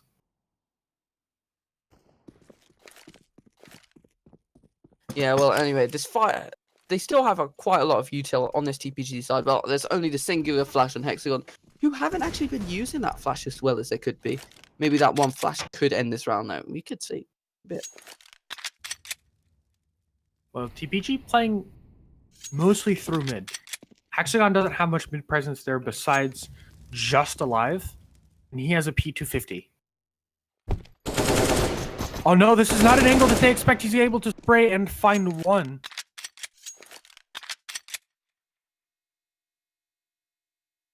So, B hit. About to start. Lives burning alive. Well, yeah, I think this should pretty much just say round over. Round is done. Yeah, looks TPG. like they're going to back off, try to get some exit frags here. And maybe save these weapons that have been dropped onto the floor. I think that's, I just said the best outcome they take. Just try to go towards middle and, well, something. But they keep getting shut down by Thompson. Yeah, Thompson just taking all three of them without much of a sweat. The new simple, let's say. Anyway, the 5 AKs. This is now going to be a buy from HXAGON. They're finally going to be able to bring out some weapons, some utility, and maybe even take this round. All right, well.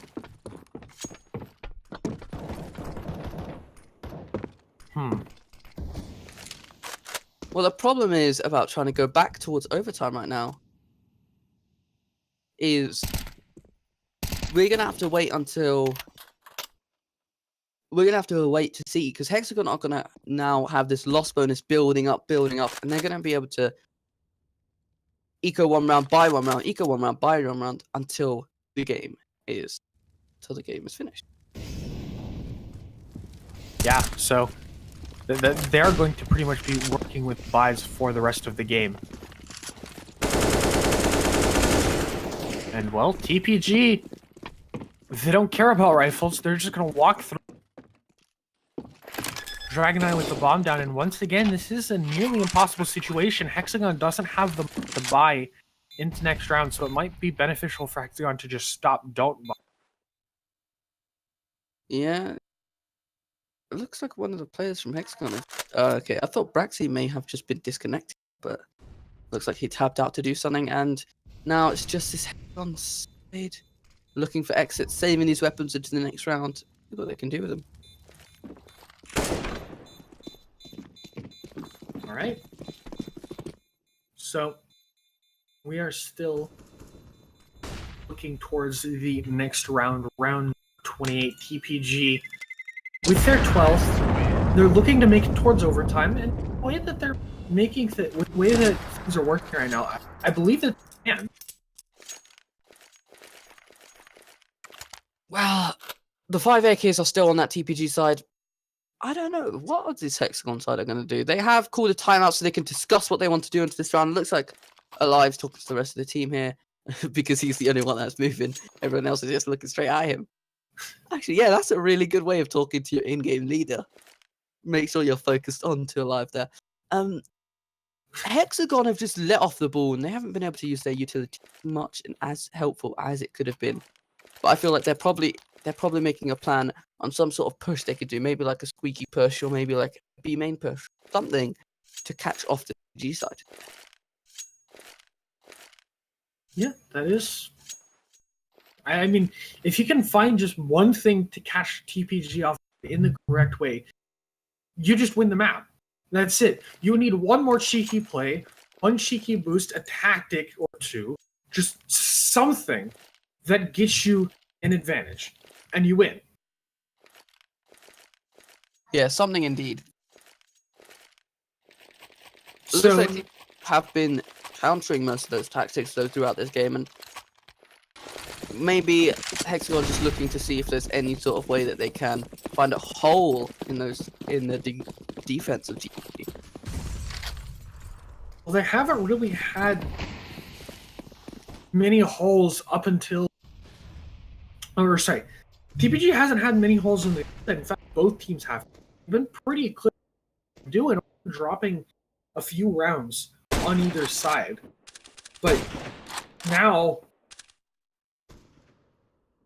HXAGON have to kind of question themselves because they've saved a couple of guns towards last round, but now it's going to be about this aggressive play. Braxy has found Eli. Yeah, under the through truck. van. Yeah, under the truck, I guess. And the thing about this, The thing about this was they did do that push. They found that the squeaky was going to be open, and they double pushed it, and they've now spotted the bomb, and they've got TPG trapped here to have the one option, a B push. Yeah, they have the B push, but I don't think they expect Mr. Newsap in towards checkers. Oh, that could be huge if Jockey can survive for now. He can continue to hold on with a rifle. That's what he's going to do. He's got one shot. Now it's all up to Dragonite. He's alone. He's going to get peeked from multiple angles, and that's going to be it. HXAGON will win the round and the match 16-12. We're looking towards Inferno next. Yeah, Inferno on the third map. HXAGON actually taking cash. This has actually been much more close than I anticipated. We're going to see you in the next game, probably in the next 5 to 10 minutes.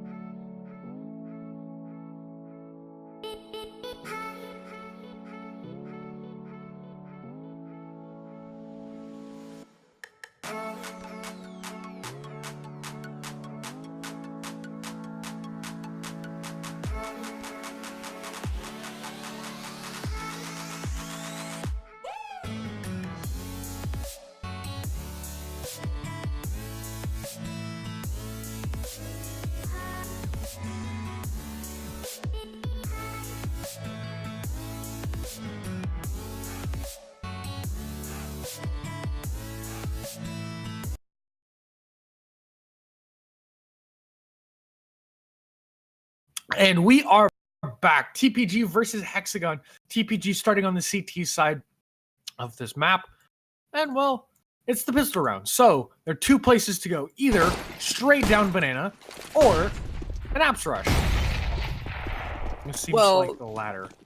Yeah, and TPG have Oh, already... but they've got a flank from the left side. This up coming from behind, but he gets 180'd and completely wrecked. The B site's open. Now here comes TPG. Marius coming from behind, though. If he can line up a shot, he can hit someone, but he can't hit anything. Nothing. B side, as we said earlier, is completely open, but it's now getting the bomb down, which they can do. 3 versus 4. Yeah, and it's interesting. There was a massive flick from one of some people. Just get another one. Oh, no, they brought it even, but no. Jockey played valiantly. Yeah, he tried his best. He tried to do the best Olaf impression that he could in that position, but he failed to Marius clean swift just to Thompson's points. Oh my god. Well then. Anyway, TPG take that first round. Not as cleanly as they would have liked, even allowing them to go all the way onto the B site, basically baiting his entirety. He does get it in the end. He does. Yeah, see, that's what's great. If you bait your entire team, but then get 2 kills, you can say that you're a successful CSGO player. Because you have a like, what was it, 2.0 KD. That means that you're the best, right? No, it does not, unfortunately. I wish it did, though. Alright, well, if you want to be the very best, like no one ever, rush out of apartments at Bali and block your team and lose a player. Alright, that is not the very best. Yeah, it's not the very best. HXAGON do still have these pistols. They did get a bomb plant last time, so this is mainly an eco. So they're not looking to win this round. They're just looking to try to get a bomb plant. Well, that was a very slow hit throughout apps, and now it's a B rush. But they've also left alive on A side. This is really baiting your teammate. Now, yeah, pretty much everyone's dead except for alive, and yeah, no, not gonna happen. Never. Yeah, and alive just being shot down there. Not now... today, not tomorrow. Okay, sorry. I just keep on thinking about that septuple casting. I really. Oh my gosh! Don't feed the trolls. Don't do it. I'm feeding you, trolls. I'm feeding you. I'd love to see it. Yeah, but HXAGON actually able to get the 5 AKs out into this round. Very, very strong. Yeah, 5 AKs, but 2 flashes in a single smoke means that there is no utility. It's all about the pure aim, and they do have a gun advantage over every single person except for Marius, and even then, or excuse me, Thompson, and even then it's debatable. Everyone picks an AK over an M4. Yeah, it's mainly because the AK has that one-shot headshot advantage. Unless you're Silver, you'd probably want that one-shot headshot advantage. Anyway, Slash taking one out, getting that AK, keeping it for himself. Marius also taking one off, out on the banana. So, clear A hit. Both Eli and Dragoneye have SMGs, so it's not going to be great hold. They have to hold very closely. Eli has one trade. Dragoneye there to help out his teammate, and whew, what a dink. Turn around, can't secure that.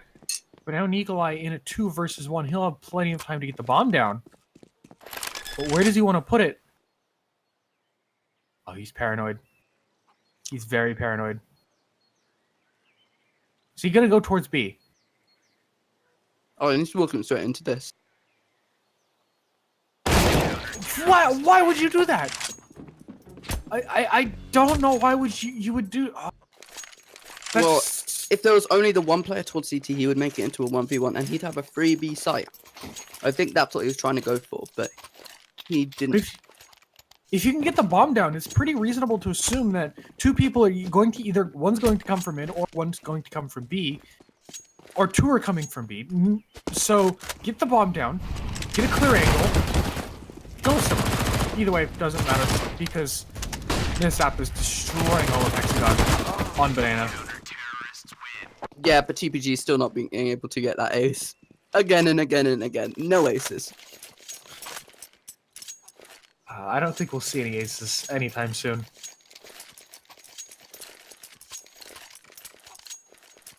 I mean, you never know with how clean the eco rounds have been so far. How clean the anti-ecos. That is true. Either way, utility extended towards Banana, and Nesap is on 1 HP. Well, it just looks like HXAGON went, we're taking revenge on you from the last time when you almost got an ace on us. Pretty much. That's the goal. But I like this so much better from HXAGON. They get B control, and then they go back towards A. They're setting themselves up, if they need to go aggressively for Banana.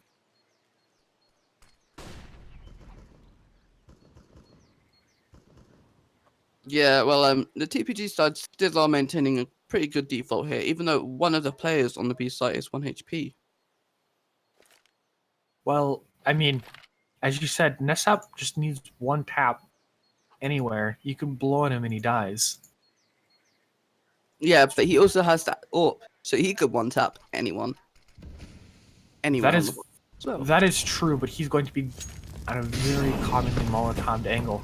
There's the first smoke out. And Nesap has had that official tap. One's been blown on him. Slash goes out.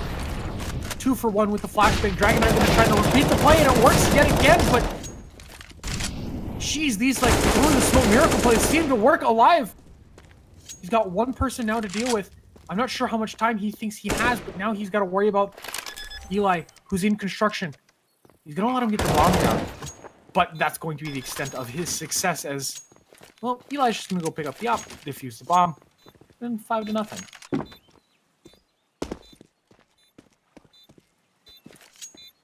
Yeah, and he walks over his mate's dead corpses there just to check if there was any extra utility drip. It's something that you guys should do into your own games if you guys ever want. You can get some extra utilities, some extra flashes, some extra smokes just for free.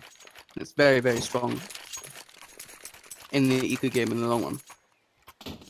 No, it absolutely can be very strong. So, TPG making things work.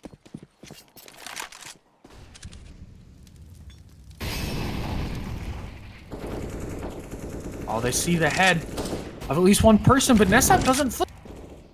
I don't know why, but he didn't really want to take that fight. HXAGON once again have control of Banana.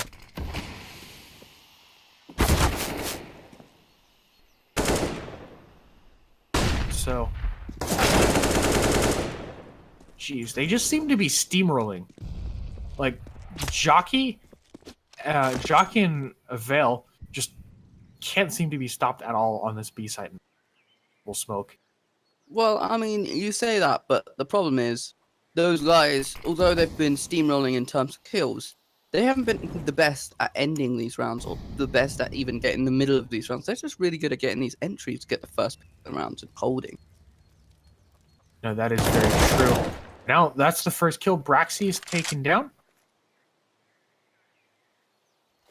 If Nikolai throws out the smoke, that'll give away a lot of information. But either way, now it's all up to Thompson. As he gets one, he gets the second. But now the Molotovs come out. 2 versus 1 on the bomb site. Rotations are coming in quickly, though. And now, how long can Eli hold for? Not very long at all.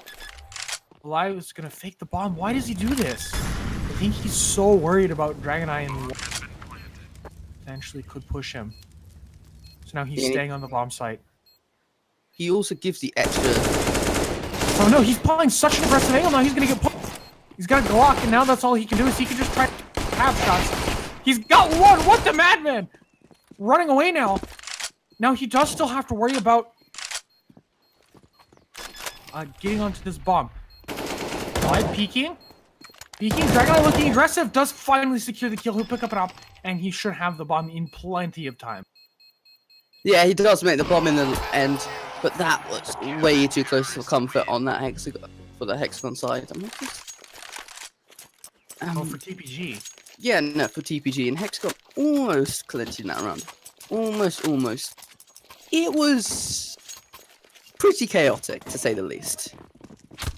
Well, it's been really those late round situations. Hexagon can't convert there. They've gotten opening kills and opening damage quite a few times, especially towards Banana, but they just haven't had anything to deal with these almost hero plays from TPG. Yeah, and what you can see at this point is basically just low levels at their finest.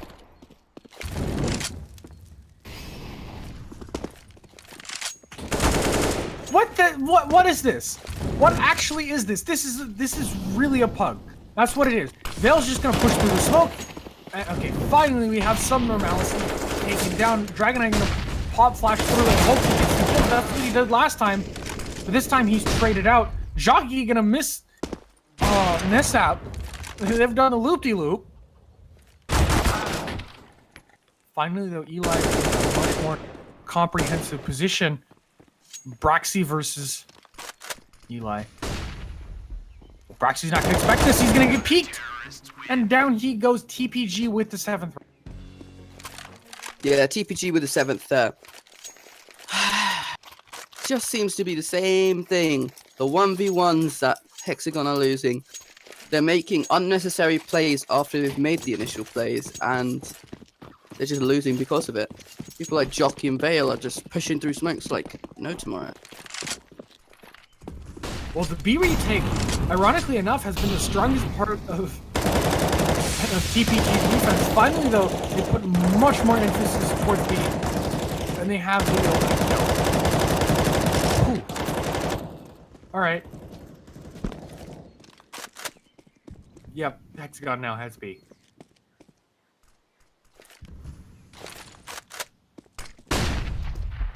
Three versus one now. Slow peek out. Eli, and he gets destroyed. Completely. Utterly wrecked. Now Braxy pushing forward as well, but he's the last person alive. Nate doesn't do quite enough damage. He doesn't have the bomb, but he's going to worry about these flank angles. Flash ready for the peek. He goes for it, but Braxy has one. Now he's looking back towards the bomb. 31 HP on him. So, effectively 2 taps from anyone. And Dragonite with the cheeky angle was able to secure the kill. Yeah, Dragonite just took off heads that round. Again, it comes down Hexagon clutch where it shouldn't have been, because some of these guys they've been disjointed with their pushes. They've been pushing one man at a time. They've been giving the free kills away. And just good. It should be. All right. You can also maybe see a hint of Hexagon trying to wing this map. Like, they haven't practiced fully for this map and they're just trying to go for, yeah, we can play it, don't worry. Interesting enough, some standard facts. The plays were that it should have been, they had the choice between playing this map or playing Train. Now, I believe Hexagon have actually played Train before in the Scorpia leagues.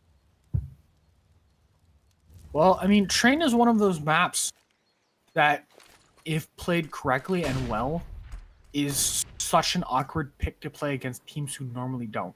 It's an offbeat map. Obviously, the train mechanics themselves are a bit exotic towards Counter-Strike, but it's a good counter pick nonetheless.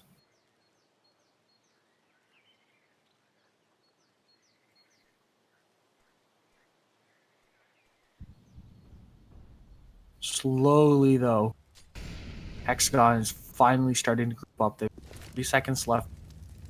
They're about to peek out into both Thompson and Dragonite. And here it goes. There's the first one. Bullets have been missed, but finally his head is off.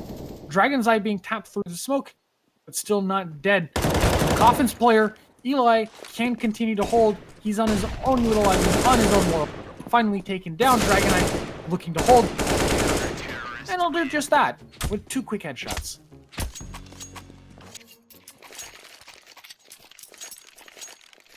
I mean, HXAGON, now they're at the point where they just have to buy every round and hope for the best.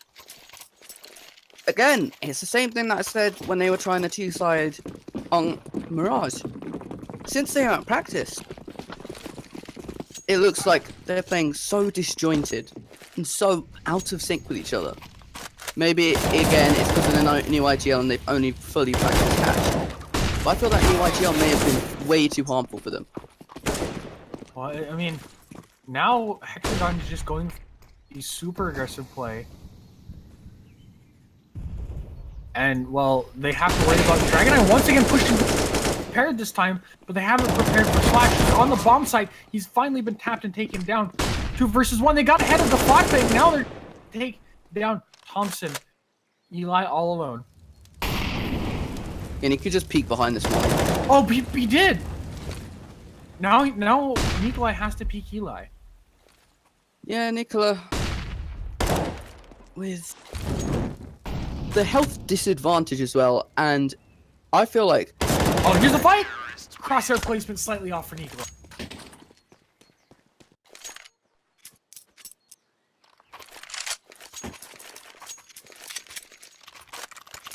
Once again, though, HXAGON unable to convert. And how many clutches have we seen HXAGON?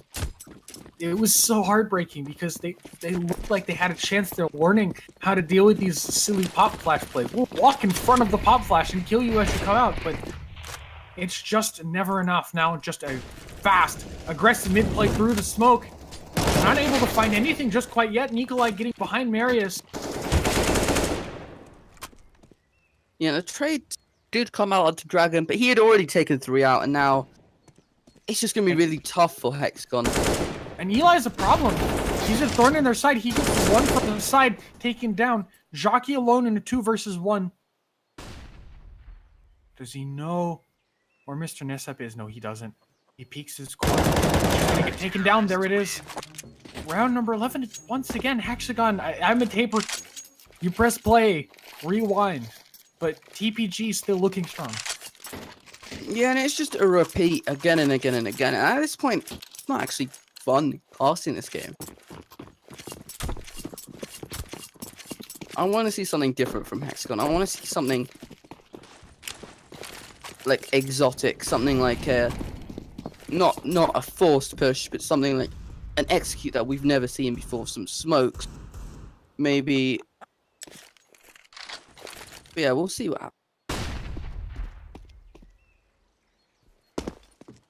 Right, well. Ooh.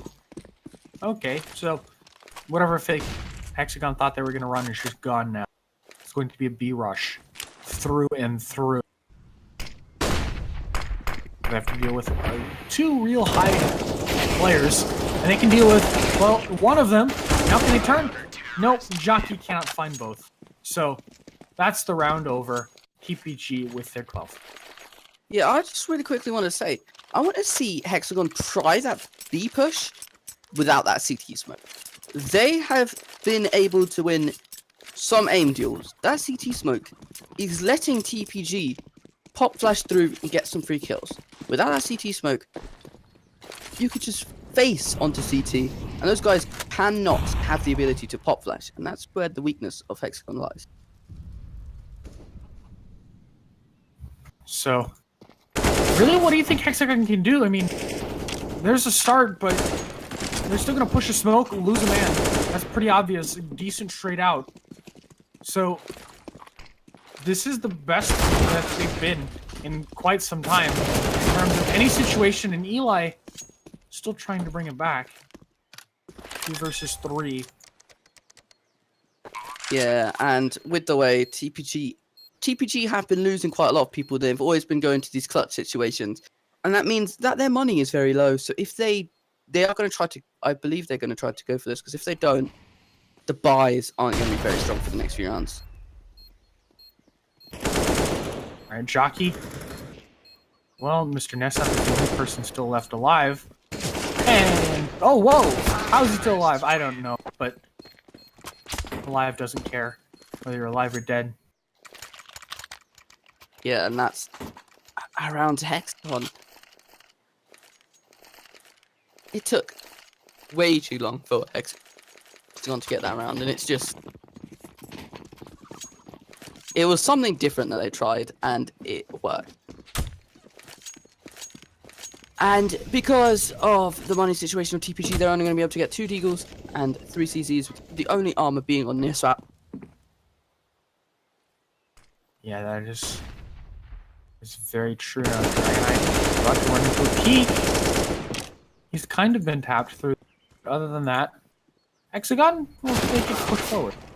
Oh! Spicy.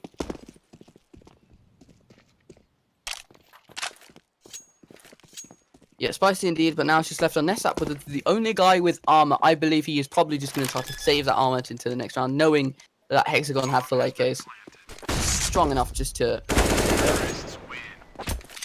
But Praxis says no. Alright, well, yay!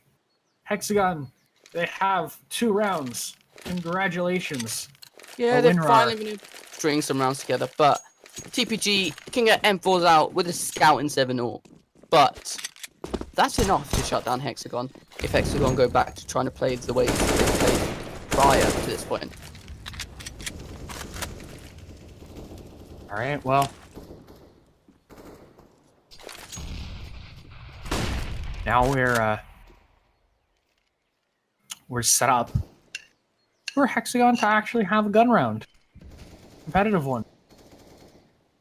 But it's going to be the last of the half. Because I think really HXAGON, if they actually get a kill and then they win the pistol round, obviously not anywhere close to their rounds in the game. But at least they can make things competitive, though. Thompson just says no. No. Yeah, but he is brought down on low HP, so at least they have that. HP is always better than no HP. As HXAGON's about to get ready to peek out. Nikolai with a decent shot. Billy come out. Marius has died, though. Jockey's been shot from behind by his own teammates, 2 versus 2, and the defense was decently strong, did some damage to Jockey. He's 1 tap away.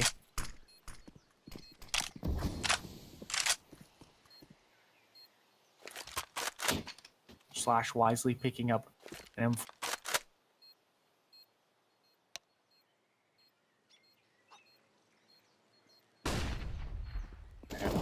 Flash through. Live being sprayed. Knife attempt. Not gonna work. Now he's got to turn around. It's who taps who first. Flash through. Now it's all about this bomb. There's no way that he's going to be able to do it unless he's gonna drop a smoke and pray. There's no freaking way. No, he doesn't. Slash. He just stood there. Stood in. Why? You expect him to go attack him, but Jockey was just behind a box. He wasn't able to kill him.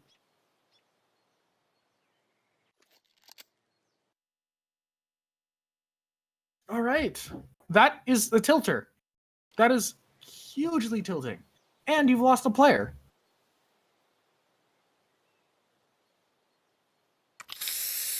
So, is my co-caster gone? Sounds like it. Yes, Sounds your like... co-caster was gone because apparently he was on mute without realizing. Oh. All right. That's not good. That's not very good at all. Oh, sorry. No. I think I should give up casting. Yeah. Pretty much. Yeah, that's the end of my casting career. Thanks, guys, for popping by. This is going to be my last match I'm ever going to cast. Except for, 7 casters in one match. 10 casters. The 10 caster 10 man, where you have actual players casting. That would be funny. Oh, come on. You have to say that would be good.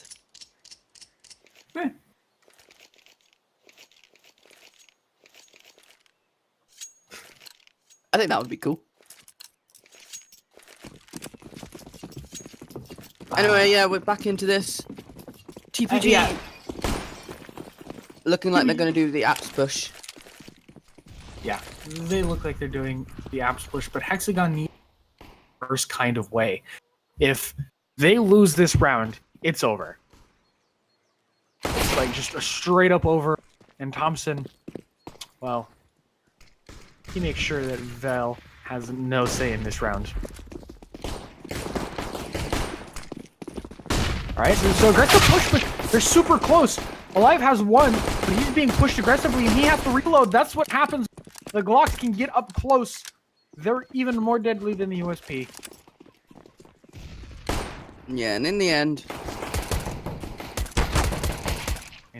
well, it's a 2 versus 2. yes, a 2 versus 2, and Braxy does still have a smoke. So what's he going to do with that smoke? That is very important, but it seems like he's just ignoring it. At least for now.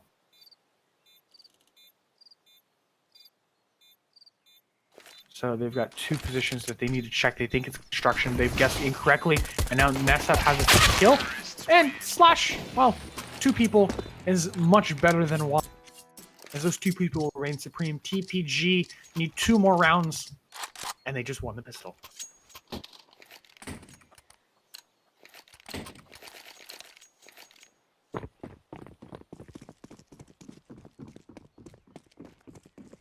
Alright, so we're going to go for this round where they're going to bring out the Scout, who does get a tag on the guy on T-Ramp. Imagine that being an AWP. That would be really, really strong.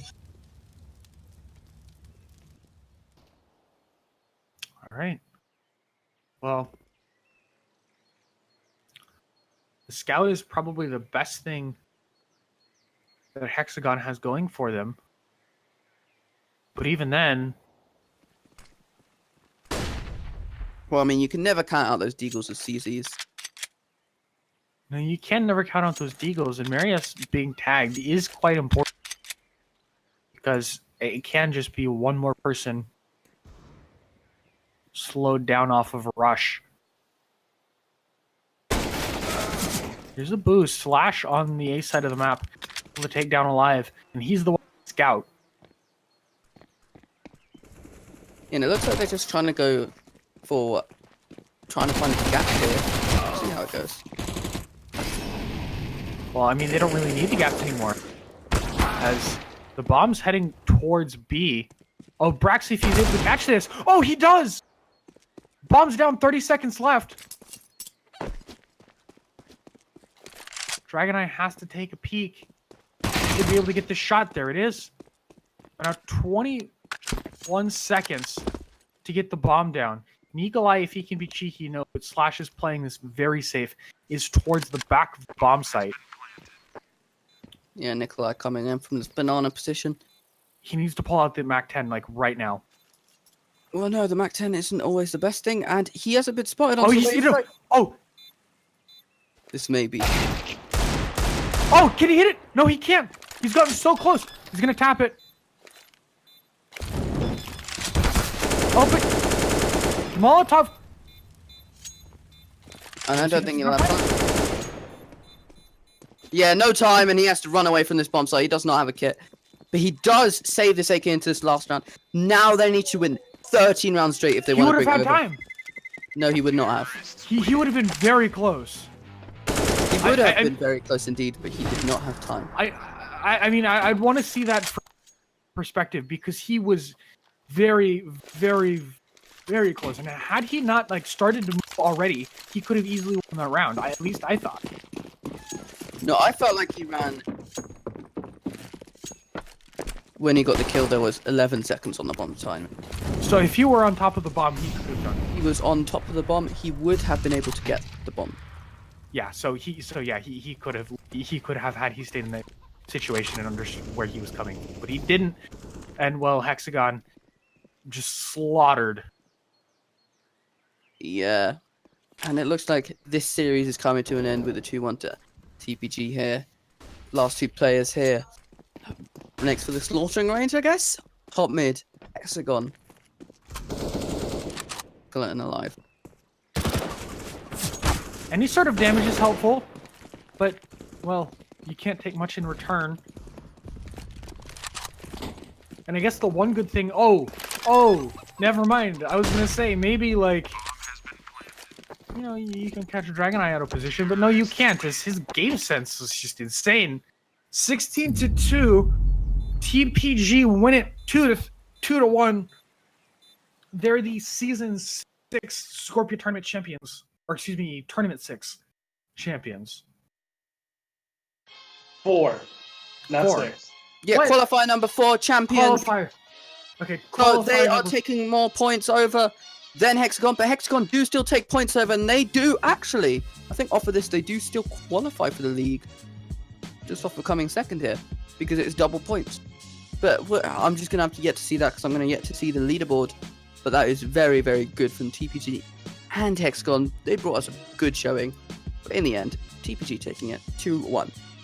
Now, stay tuned, because we have an interview with Slash. Alright. Alright, so are you ready for him to come in? Yeah, sure. Alright. Hello, Slash. Hey. Hey.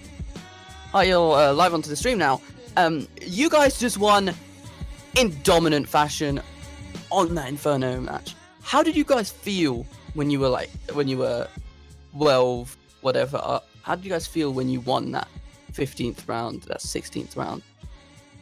Good. I mean, isn't this first time that we win a Scorpia tournament, but still, feels good. Wait, has there been a tournament that you've not gone first on? No. Maybe in the Yes. future. Let's see. Maybe in the future. I'm gonna take that off of you. Halfway through that game, we were talking about having players cast or casters play. Would you be up for casting in the future while we play? Oh god. Oh god. You really want to hear my voice casting? Yes, I would. Anyway, that was actually very well played from you, Slash. Do you have any other words you want to say to the stream before we end off tonight's stream? Thank you for watching. See you in the next tournament. That's I guess everything. But yeah, you should prepare for us if you want to win the Scorpia tournament, so do it like HXAGON on cash, then you probably have a chance. Yeah, HXAGON on cash. Anyway, that's it from me and the studio, Mandeep, Slash, who we just interviewed from TPG, 360 No Scope, our play-by-play caster. We also have Uncle Next, who has been our streamer for the night, and Deader, our admin for the night. Thanks to everyone and here. This is the first time they're hearing my voice. Haha. Hey. Yeah, thanks for everyone that's popped by, and hope you guys have a very good night or afternoon, depending if you're American. Screw you, Next and 360. Have a good day, guys, and Yeah, it's goodbye. 4:30 here. Bye. See ya.